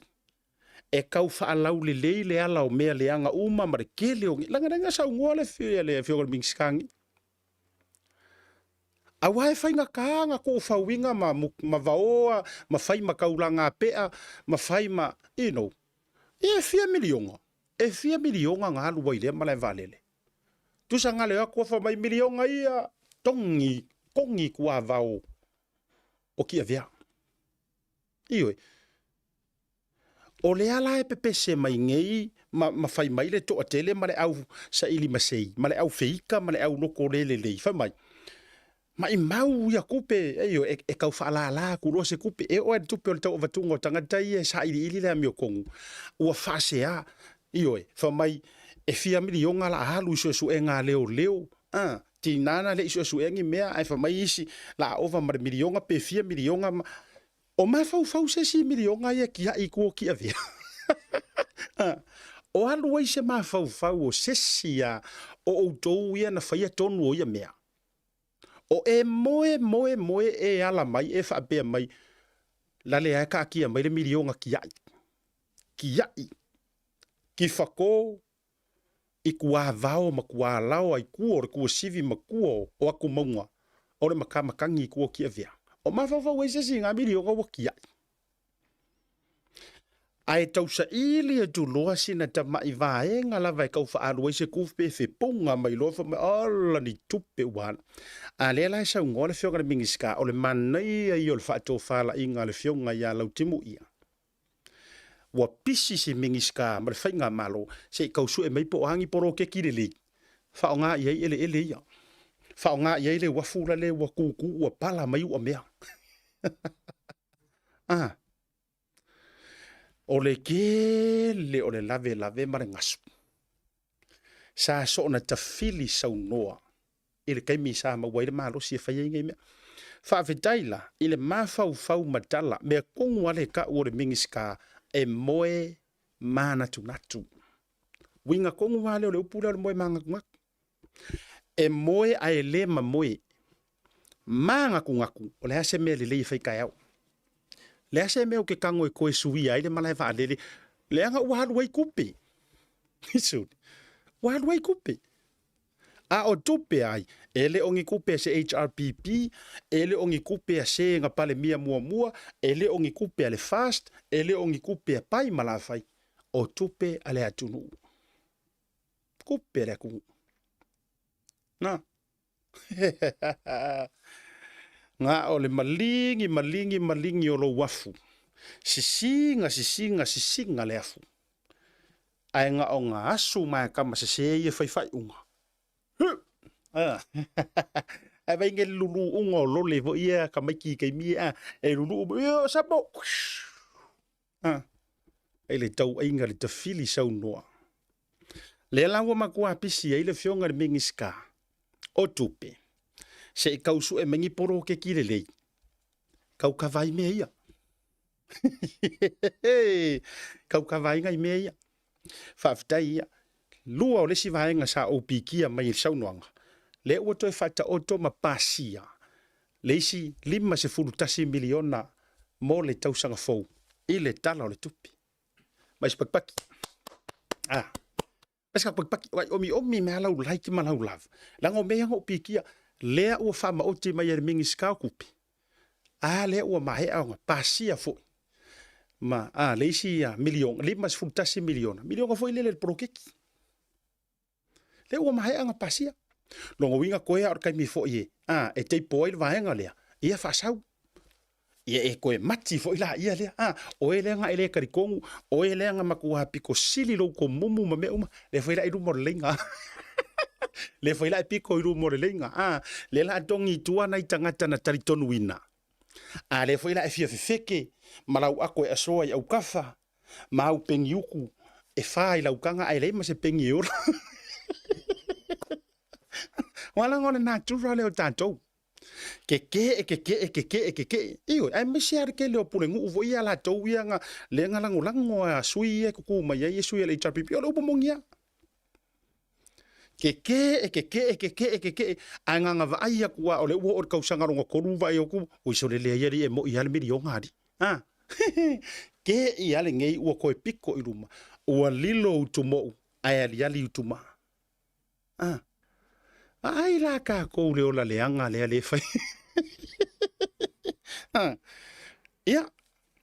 O ko ia le kingo ia e sau ai leo ia Jakopo. Ma le tou o tou ia tau a ver falanginga o koma fo ile le fako akari kongo inga ua Vaai.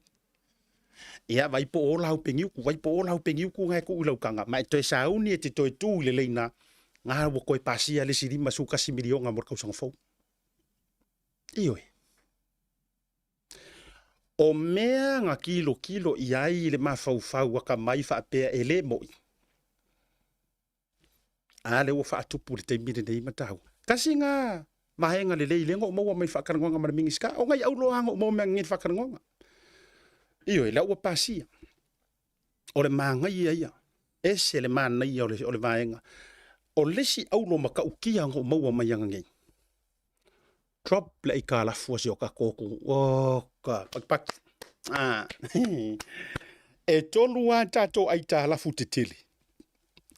Paka e le whainga malo. Ma le mingi ska. E tō fo ilo pūlo mo moli fo ilo whaftai le na tai mua. Mai le minister pa inga le nei. Ia le fionga ile. Ia muripola ana rosa. Ma ngai o mo le meo le a maka le lei o lau whaauso. Pasi mai ale. Le ane me paton. Iyo, lango ori e masangi mori ngā fua. Pasi mai ale patoni lumai ka ngaka le so ore mea. Whanga re vai ri. Le fato lua mare a fatau sanga pe ua tolu fo. Ia, koru kau sanga. Tolu tau sanga. Ai drop le ai ka la fu la lea. Le nga whai aku ai lava I le mingi ska sa ia le va ale le mua man whai ngā malo mua. Whaakali ea. Le kofia fai va lele. Onga o leko ke kau fai share u horas umai ma whakari ea. Sei ave mua le wha mua le malo. E ku ilalo le ei karafu. Leanga e soundai le tautala noa. E mafuang ko ngau ke le va lele. Leanga o le la le maua se manera o leko ke share horai. Ai oki fasasa o ai le atunu e ki ngā inga kokong. Vai le manga ia, le winga o la tatala. Oka se manga ia. Now, since when? Ola ofisili ya leo ke fia ofisili ya tuai. Ile to atelo ila to le fiu e tau a mo. E la to te malama ia I ngei mea. Since when nga kako ngofo ai. Kako ke ile au mai o se saunga se mingi ska ma whapea mai. Ua pa le tato ai tā lafu. Mai le 5 pasenge leanga mauarungai. Kolu se 5 pasenge. More than half of that. Ma ua koe ka kala mai ngai whai kokoa e ma whai nga koe whai aku nga ko loans. Because believe you me, e loan u mātunu o le lalolangi. Ioi. o e fo ile ke fia mau mea ma e fia miliongea. Hey, o langi au loan. Ioi. O le alo fia milionea maro fia A, maro fia A, maro fia E, maro fia I, maro fia O. Ioi. E iai loan lai kakikia. Ioi, lai ngai fa penga lava. E ta mau ainga. E au mai, au vatu. A o le vaenga lau warunga. Paka i le ngei afa kausa, afa paia inga. Ai drop ai lalo. Drop ai lalo. Fa mai male IMF. Fa mai male World Bank. Samoa, you are now available to do another loan. Ia wala ngai whenga ngui me pepe ngai para langi. From Samoa, we are ready to receive another top up. Ioi. Ale o fa yaku ia, ale o fa yaku fa nga malo fa kalita. On sa mai la, on sa mai tatou le IMF ma ile World Bank. On sa mai yang frecupe o Asia, on sa. Se maku a apak. Se koe kau kongkongi marangau o Samoa e hui.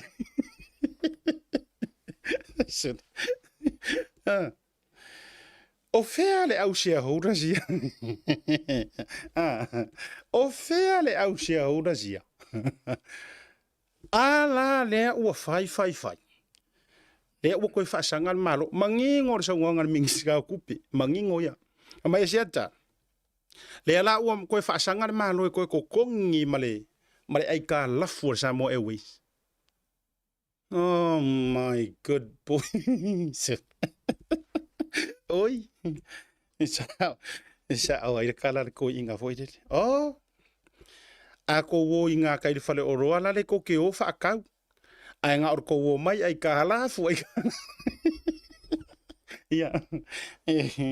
Malam kalanga sko inga fautua ngai isi fa o roa ngai ya matou laudi. Ia fa uma mai le o malam ma uma ia le o laudi ir kala le. Kalanga ko inga nga fau kuang fai. Ioi a maua tupe kamomo e isi fale o roa. E maua roa kupe a inga ia. Ara isi da fia va esko ingo fau kuala kupu a inga. E maua roa kupe kamomo e fale o roa fu i ele pi kili ele o roa wala ngo. Kei ngar fa o sko inga wa makanga kau. Fiku fuku le va mai o le pe varu ingi si le va mai o le si elingi le si elingi. Wa mawala ya me fu ile a i kalaf. E o sola ia fau kua. Ai maua lor kupe. Ia wo kulinga kai kau mamaho isi fa oroa la ule kai roa se matou nu i laudi imu. Ia fai so afa mai no markalanga ko inga foko. Afia ai kala fu o mai inga le ai kala fu inga. Ia kere fa uma kula. La ngai fisi ma no so pomu i kua kor kala le. Fa uma mai la man manam. Or ko inga ka nga ke vai ko sa mo e we ka ku. Ore tu ai nga tatu no ale le tu vai tu ai. Enga onga pisa Samoa Airways. Ai fewa ile New Zealand pe ongi nga Samoa Airways. Ia. Wala nga ore ko inga sikaili le kere nga fai. Wa foi langa na avatu stato Samoa Airways kama iva o ala hiki foi ngai. Ia. O va ala hiki. Mo va akamanga. Mo le vanga o fainga ruenga ile New Zealand. Ia so ia. O le vanga to fainga ruenga le o mal temine ile fainga ruenga inga ngisi o fa o temile. O va amua ia mako ki nga inga kai milanga o lai lalo le Samoa Airways po le Virgin Blue foi le sai mar Samoa Airways sai lalo le company nga ka o le Menzies o gilani tu so company nei e lau te fai fo ile ground handling o tonu o toni so valele o le va amua le polonga i o le ngai packages ma le outloaders ile fainga.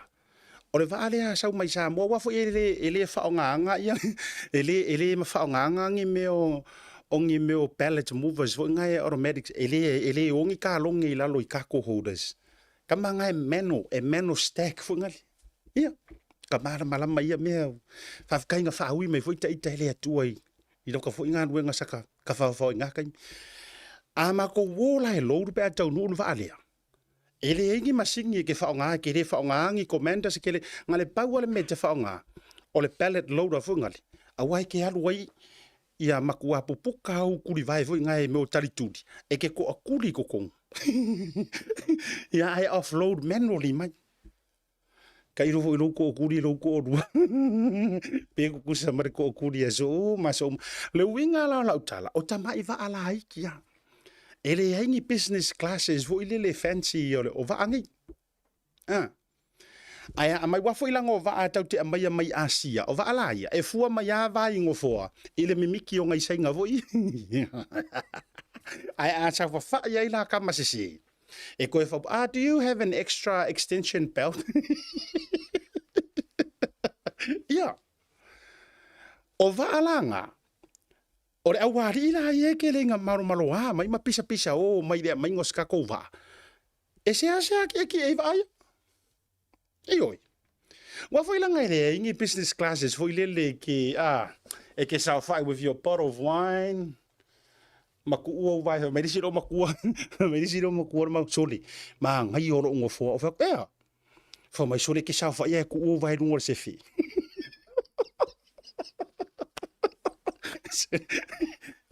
o va ku fa mai soli ka nga ai ngi se me alo fa ala nga fa nga o me alo fa ala nga fa nga ngo fa si ro maku e fa ki e business class io le atoanga o na ono sulima allo makua ya sa kele inga lele kama foi lele la kua ulo pe ola walu foi lele pe ola walu ikua keri o pas ka ngo filo fa nga fa se price lo fa lele lo siro makua engi usila ar kama foi la lele ke minga lele kasi sa mo le powinga 777 e mankola 777 business class ki se va kumala wine wa ke ila le lo makua i fainga yo fa ya ia rungo le o le mea le fa lo yo na vai lo son ai nga ka ua isa mo karangoa ku ia isi fa mai fa fe kai si au kama le nga fa yaro pa se so ko ya mai so le ngo fo ngo sa wat ele nga ka ke ka oko fa kuris ai ku mo vai lu ngor se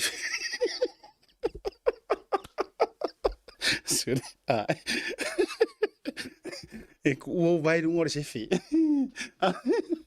arga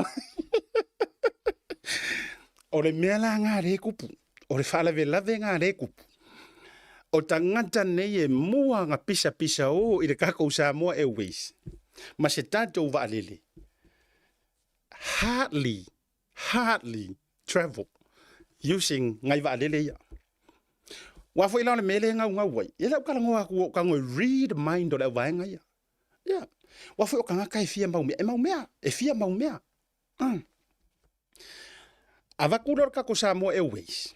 Po se tatou va lele. E avaku ka mala hiki nga. Ka mai ke fai ko ro ka mala popoa. Ele o se 767, ele o se 777, ele o se 747, ele o se Airbus 8380. O ka mai Airbus se la hiki fo. Ia makama fo yo 737. Kama nga. E avaku la. Ele fia sa fa wa foi ele fia o mai la loi ele fia o mai la mana ko fo vai lo ele fia o mai ai o le mele mana na o e ku le ye le au fai pop e ku le ye le au fai pop ma au fai aru ku le ka ke o langa ma war ka ko va lele e for sure e pa u lalo business classes e pa u lalo ka business classes va le New Zealand Qantas ku le la ka ko foi le pe o ka ko o mo lo si kalam wo reading ale le ma fo ngo kamai e ku le la ka ko read e molo si kala mulea ya ai sa fa mai passe senga i va avango ai lo le wala ngala wa drop le New Zealand because of the air competitions drop by lo ilalo mala ko business class sa va rivali ko ro kamai sa va rivali kamai makoso ia le lai sa o le siro makuanga o lo ngo fonga usa fa mai e se mai la wainga ka sa ki vi ko mai lumo maka wa fo mi ngoi mal TV ka ki mai dum mai ka e sa war ki vi sa ku yo dum ia e falo lo wa e ku wa ru ngor ka o se o tu inga melena ai fa kai le fa ko fala inga le minister tupi ia le la ua mana yesi tatou fa longolongo atu me solo fa fonga bau ma le tele la vonisi o vaenga le sa uno ia ile fionga le minister ko foi mela ukala I mere no fa tu le matanga ma wala ufso ta inga tu le ai ngole atali ia tu au. O le tele ia o le tele ia o le tala wa au mai e mai se fo i o le moli mauma. Wha matalanga le ainga. E fe moli mau wa iai. Makau, ioi, male moli mau wa sunga ia se. Se kasi o vaenga maka ukia la ukango e oko oko aku. No, mua le tala. E moni ama wha maoni. O leanga koe kau mawhai akuru makanga ruenga o leo leo. I māku o tū au. Ai maisi asiona tama. Inga ia whaia se wha matalanga po o se tau finga. E au inga i koe kalangoa inga ma koe suesu inga ma kaupura. Lea la wa mai le wha maunianga. Ile vak. O le kaimia le nga mangu o kuwai le wha atalitala noanga ma le niu se winga ia. E lenga sau markama o Samuelu e me se fo i o le whaipule ia ma le a fia i o le soifu o le atali ia tu au. O le kaimi la varanga. Lea nga kupu ai loa le melea. O le fiso ta inga antua le ofisa le angusa le ofisa i faleaka. Ofisa le i tuanga i mato. Faleaka. O inga le nga avaku le fiso ka inga.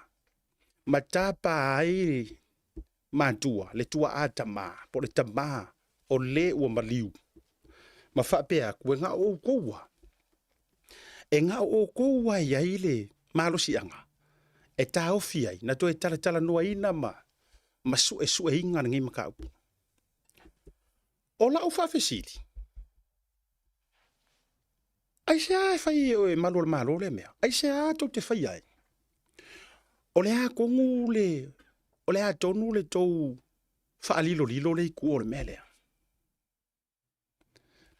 O le fo iwa maua e le tātou ofisa whaasala lau. I le vaveao lea sa maliwai. Le kama o ku au. Whamai le whamatalanga le a inga. E kukusa le leia le lato time frame. Lea nga whaalongo o kuai le a inga kamaiki. Iyo, e le uso le tama le ua maliwa me se fo imolona tau songa. E tutusa le leile time frame le nga ka umai le moli mau. Asam. Ma le kaimi lea ka ua lenga la ko mawai fo wana latu tamo mo e atu mo atu.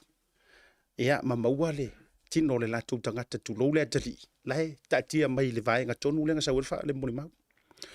O le mea le confirm mai le a inga ia tea ula vaia. Au le lolo mara whakarangonga. O le mea le confirm mai. E kukusa ile latu whaalongolongo le moli mau lenga mai e sem. E tutusa le time frame. O le va o le tasi a nga i le afo le lua. Ia pe mwhaionga whaapea mai. O le vā o le afo se furu ma le lua a nga i kua i le kodu. Time frame lea. Mana tua. A koe whaafo i ngei whaakarangoanga ma le mori maua Samuelu. O le lua. Around 2. Po se meo le lua. O le alanga maua le fiso o ka inga kui. Le ainga. O lai lau ki iyo e inga le taimi lea. Lau ki iyo e inga le lei. O le si mea maka ukia. Whamai le moli mau ale tau songa o le tau upu o le moli mau le na au main. A o moli mau ngei, sa ave ofiso leo leo. O meu te tala noa tuai. O moli mau ngei sa ave i le ofisa o leo leo i le ulua i kaimi lava le na tupu. So, 2.5 years ago, or nearly 3 years ago, leo o kango e koe avakuai mea ia. Lenga i le mea mali e. O wha maunga ia wo toi avatu wha benei ma fiso tai mai ua leilo loa. Ua leilo loa. A wha beala o le mele le nga wha ma le fionga i le Attorney General nga o mea leilo loa. Ele o mawhaio na au watu ato atoa le whaila mangi ma wha maunga ngi. Le ala la o kong whai oko oko. Ka ki aku la ia lea i tau suenga.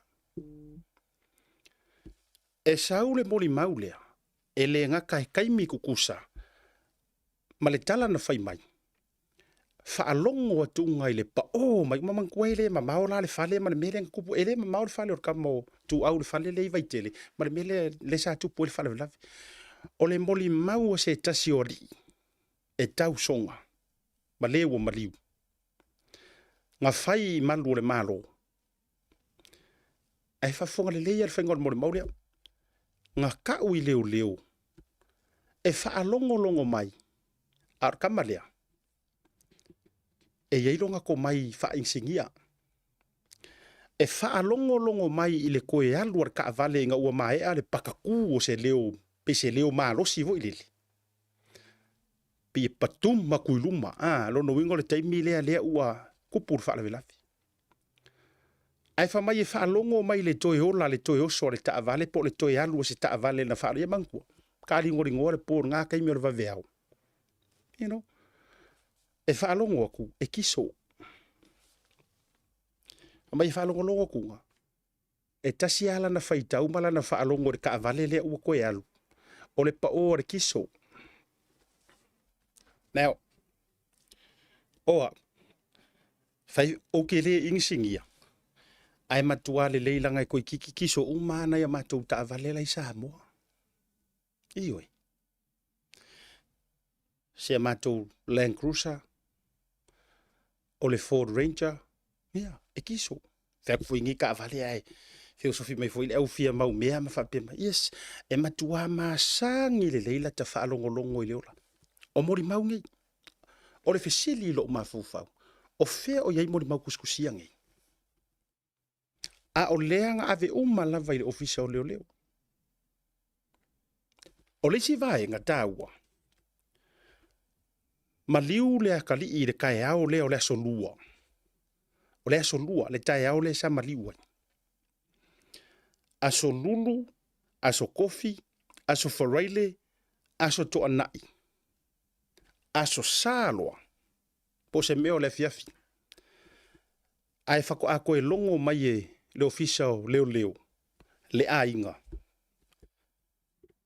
O la ua maua, kusa o la ua develop la kou le tangata le suspect, le kangaka le wala kou masalumia. O le kala la le, o le kala ma kua maalie o le tala lea. Ai po fea ua leiloa iai. Longo mai mavili mai le matanga ruenga o leo leo. O lea ua maua le ua iai le kangaka le o masalumia. Mana tua mai foi. Aso lua kupuru mea lea, le maliu o kama. Aso lulu as tofi as falaile as tona ia sa. Longo winga, o le vaa a koa lea. Lea la e kakaunga nga whai eiso e suenga mai uma eyewitness ma mea uma po Sam, ma Marie, ma pailava. Aso sa, longo le makanga ruenga o leo leo ia le ainga. O lea ua maua mako so e suenga mako wha mau maunga. O se whaipuli. O le mea lenga whairoa. O se whaipuli. Ai ke roa le mea maali e au ke whaia kua. Lenga o leo te whaia tu mea nei. Ai longa e mawhainga koe maua le ofisa o leo leo. Waka kia i erkaka lenga ave ei whaila ia. E mawhainga whaia. O i sa longo mai ai le ainga. O lea ua mai anga ia mako so e suenga mangisi nga a. O se whaipule. Ia eka ke muso e ka ua kunga ngau o le descriptions o le whaipule nga ave. Nga whai. Yes. O i fo i ngā fua matangi ai le tasi o press release le share soro mai le tōtele. Le nga sau ngoa ai le sa avea makome singa mua o leo leo le fionga ya fui ava ili ili. Le sa yaila na whaatalitala noa ngai lungo le televisi tasi Samoa. Nga ia sau ngoa ma confirm mai le melea. O se whaipule. Ngo ofisili aku le ainga. Ofisili aku. O fea lai. Nongo winga ele o Sam nga laku ka mua ya o kou le melea. Whapeo. O le tati. Ele ai o le makanga ruenga o leo leo ka sa wait. O le makanga ruenga o leo leo. Na informinga la tau le sa. O rea lau ke fesiri lo mafufau. Ai se awa le koe asi ai a mea e lau fionga le Attorney General. Lau fionga le lo iasili. A whaia o lo finga ngalo o le kau whaisa ili ilinga ma kau su e ngisi mori mau, mangisi mea uma. O fea moli mauianga ko wa o mea te whaasoa tuai le na le whaasoa mai eile ainga. O mea fo inga a mai le matanga ruenga o leo. Now the question is, o fea ia mea? O fea o ia mea bea whapea o le aunga o aute o le kausa ili. Fea la o ave iai. Ai se a e whaakua kuai ai. Ai se a e whaatua tuai ai na avatu o le kele o ngei mau mori mau. Now, this is not including le mori mau re keinge leanga koe su e mai kuai sa taua. Leanga au mai ilunga. Kasi lea ka mai kai. Sa whainga ruenga i se tau a inga vā la lata ole whaipule leanga uruai masalomia. Kasi ngā mori mau. O inga leanga mua mapunga mai ia le suafa lea. Le mena le whai atu pēa la vabea la utala. Mo ukau whai aku i le au. Ele au loto vale male au mo meo o moa e vivini wha mau malanga ie lea e wha sanga mai bea ia te au ma wha bea mai wa u a mai a fua lea ma ka upu ma lea ma nei mau la pisi o ruinga le nā lea whai atu bea la utala ile mata upu le nei ai se a ua le ma whaia i lava na whaia se mea i ngei mau mori mau e mori mau wai whaatasi. O le kaimi leanga la vea i le vaveao, la i oele a inga. O fōlinga o le kamanga mau aku le kaimi lea na ta oto ai le awala. Confirm le a inga le whamatalanga Samuelu. Confirm le. And also remember no whatu, I have the photos, I have them. But o popo lenga i tūlanga onga o vainga o le fōringa o le kama. E a leona o le fia vatua ilunga. O le ola ka avale nga whaalongo aku. O le ola le ta avale na whaalongo atu. O toi oso le vaveao lava lea. E kakangi mai o le kiso. O fea o iai ngai mau mea. Whaopopo ai la ia male. O leo lava nga ka ua ile ainga. O le whaipule lea. Lea masalomia. O nga fōringa va ia. Ai ko kisi le fia. Nga ovarivaria ku whapenga. Ai awhina ngalo le Attorney General e awhia. Awhi. Ko e awhia avaku kangaka umangi. Ko e whai ala ko whamakalanga. O i foi. E sila fia ai le Attorney General po Lawyer City. E le onge mea whaku mea ia. E le onge mori mau whaku e peo nga pepese mai le siko o kile. Ma whai mai o mea whaku ma mea whau. A tautoe avatua. O na wha maonia leo le tala leo o te whai atu. O mea nga avaku mua i le urua iaso. O mea fo inga e koe waku ka ngaka ngei koe kau kakalai. Lea nga e le mawhai. O na e tafia e sea. Nge mea mongi nga kukupu. Yeah. E le mawhai nga e kango. E le a oange mea mongi. E le a oange mea mongi.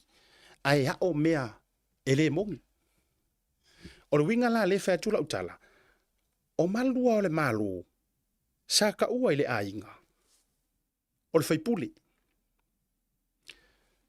Ave ma le description. Now, o lesi la mea maka ukia le lau whaiatua. Lau fionga le Attorney General. O lesi mea maka ukia. Na o ale ainga whaile la tau investigations i le taimi lava lea. Ia leo o whaiaku. A tonu fo ila penga avaku i leo le mea lea. Nga avaku ai. Ma wha mawinga ala fupo koe ngimo. Pe o le ngimo le le la lau toe whai atua. Ioi. Nga o le ainga inga ua maua mai whawhatala nei le whaipule. Ma ka avale. Nga o le ainga. Nga o whaifale la kou.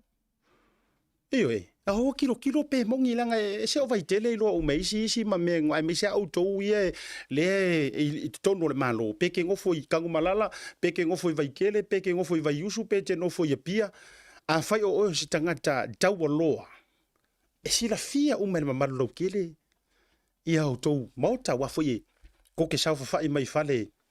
Pe ia o whale a fio Yesu. Fo ngā whale lua, fo ngā whale kolu. Ma mea uma. O winga la le whai tula utala. Wa uma na whailoa mai le ainga. Sa waku fo ile la kou ka mai. E o se i kau kilo ma. Put together ka laia wa au mai e leo. E a fia ai se kasi o whaipuli. Ia. E le ma se mea e se mai. E le ai ma se mea e se mai lafa.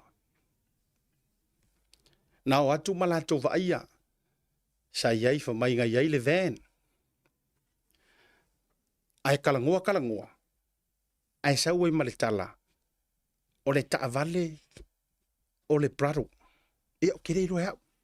O upunga langa au mai.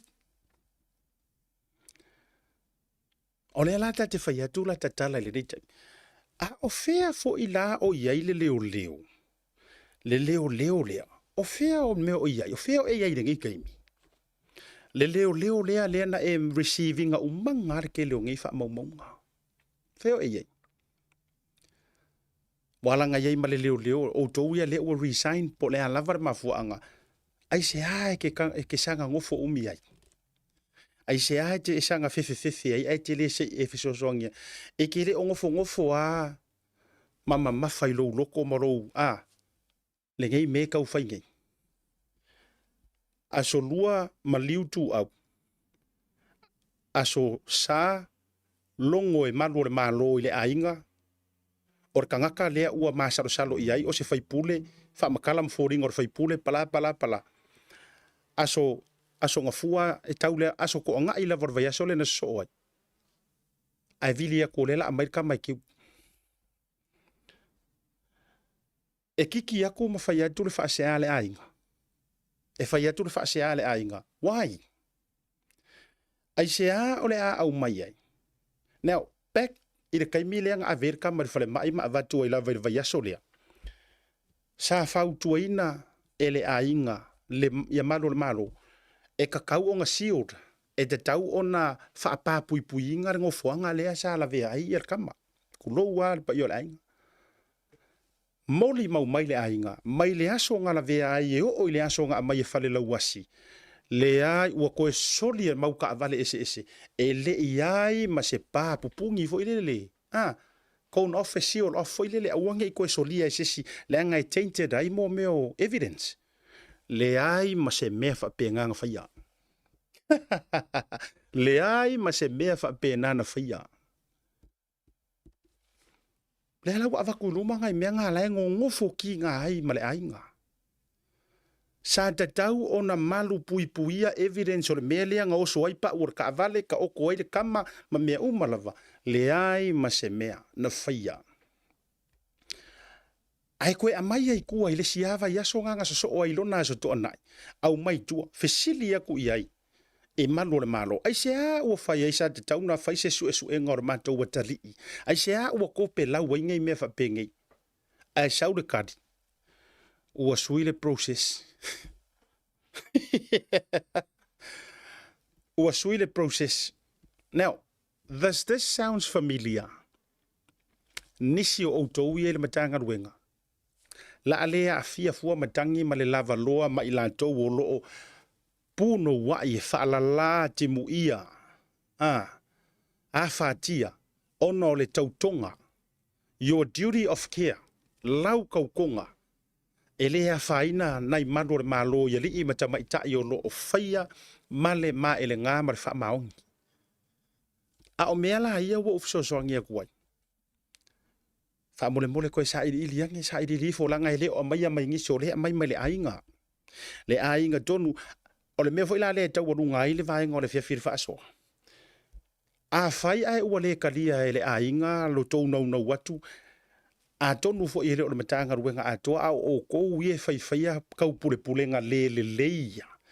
A whai o lea karikua lima le ainga e le o e whai se tapu ma se whaasa inga o le karangoa inga o le melea. Ma fau le ki ngā ai. O a la maliu. O a maliu ma whaala lave e tau te tau fia i lalo le tūla fono se ia mae a sa i linga ma su enga. O a maliu ngā o ngā pingi a kua ngei kurou koe release mai karakai au pe koe release mai le vai aso fou. Leanga o le whaafonga ma maru lau tero le duru are si video ngā le share solo mai. Ma kua i paso si a inga e fia o le laku kangaka fo i lenga mariu mai. Mariu mai sa vai malanga fo i le lenga kua i runga me whaporokiki. Le ave ka avale fo i lele. Mariu mai e sa vai. E rei ma whainga o le a inga e o e vai. Ka hau fiofi ia. ai se a me e se le fainga o mali o sia lo le tunu fesili aku le ainga po fengi so enga o feangi me ka kaunga fai matulanga uma ai saule kati ua sui le process lau fionga le Attorney General manga ia e feanga i maka upunga a fea ai wata tau fo ina sauno mai lau fionga le Lawyer City pe ai se hawa fa kwa yeso finga ngalo le kere sa ngo mal mako por kala me ke sa ngo ma malu le turu ai mai se ole wa tu le loma male sauno nga le fainga malo waka kaunga mai sa fo tuanga waka kaunga mai sa awa o fa kwa kuai e uma e foi wa le lo nga o me le lo ma me ngimo ai le ngi me maua taurunga pokala me le vanga viafi aso taiao ole a ma fa tara no ma le sunga le la ule le mali to le fionga le tei fono al minister o fa toanga ma se yo ua fea le te le ona inisio vala foi e me se lava le nei lava mata upu ole au ngani muri wale u karfiku ole tu alalo male au ngani el brokalame a fai o oele te mafuta mai po oele te lafi pea a leanga e loa le fa maongi o oyo se mori maunga e fa longo o a uma mea ile nei lava mata upu kala a ao ma e susua e fai le fa maongi o le akua ma fai lau tau tinonga ai aua ne i fa atau wai tupe lo fa maongi aua nge i fa akau wai kupe aua nge i pe yo isi aua di ie nganga fefeke mai nganga e lua me iai o le fa atau i tupe mare ova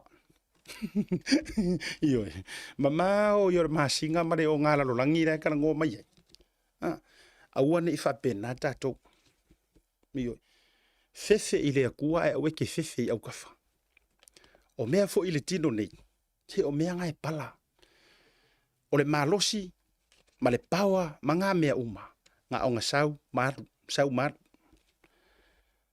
ai vai o i ke uma enga le fafa ile nga kupu ile melea ai fafa ile na te fie ufi malango e ufi le mele sa le nga o lai tangi mai ele ia le totol tamale tau ona tato wo mai lu mai tau tala sa ma fa so ale meanga a fai foi nga mawa singa kupe kau ele ingo sia yo ave vai a zem le saulanga mori maue va ku mo le iva afe ava ku ronga lua le lima afe la ku markoru se lau a fai foi nga mawa singa o mea o foi le ke fa fonga mai pe o inga kamia ku mo se pe fa pe nga mo singa o mea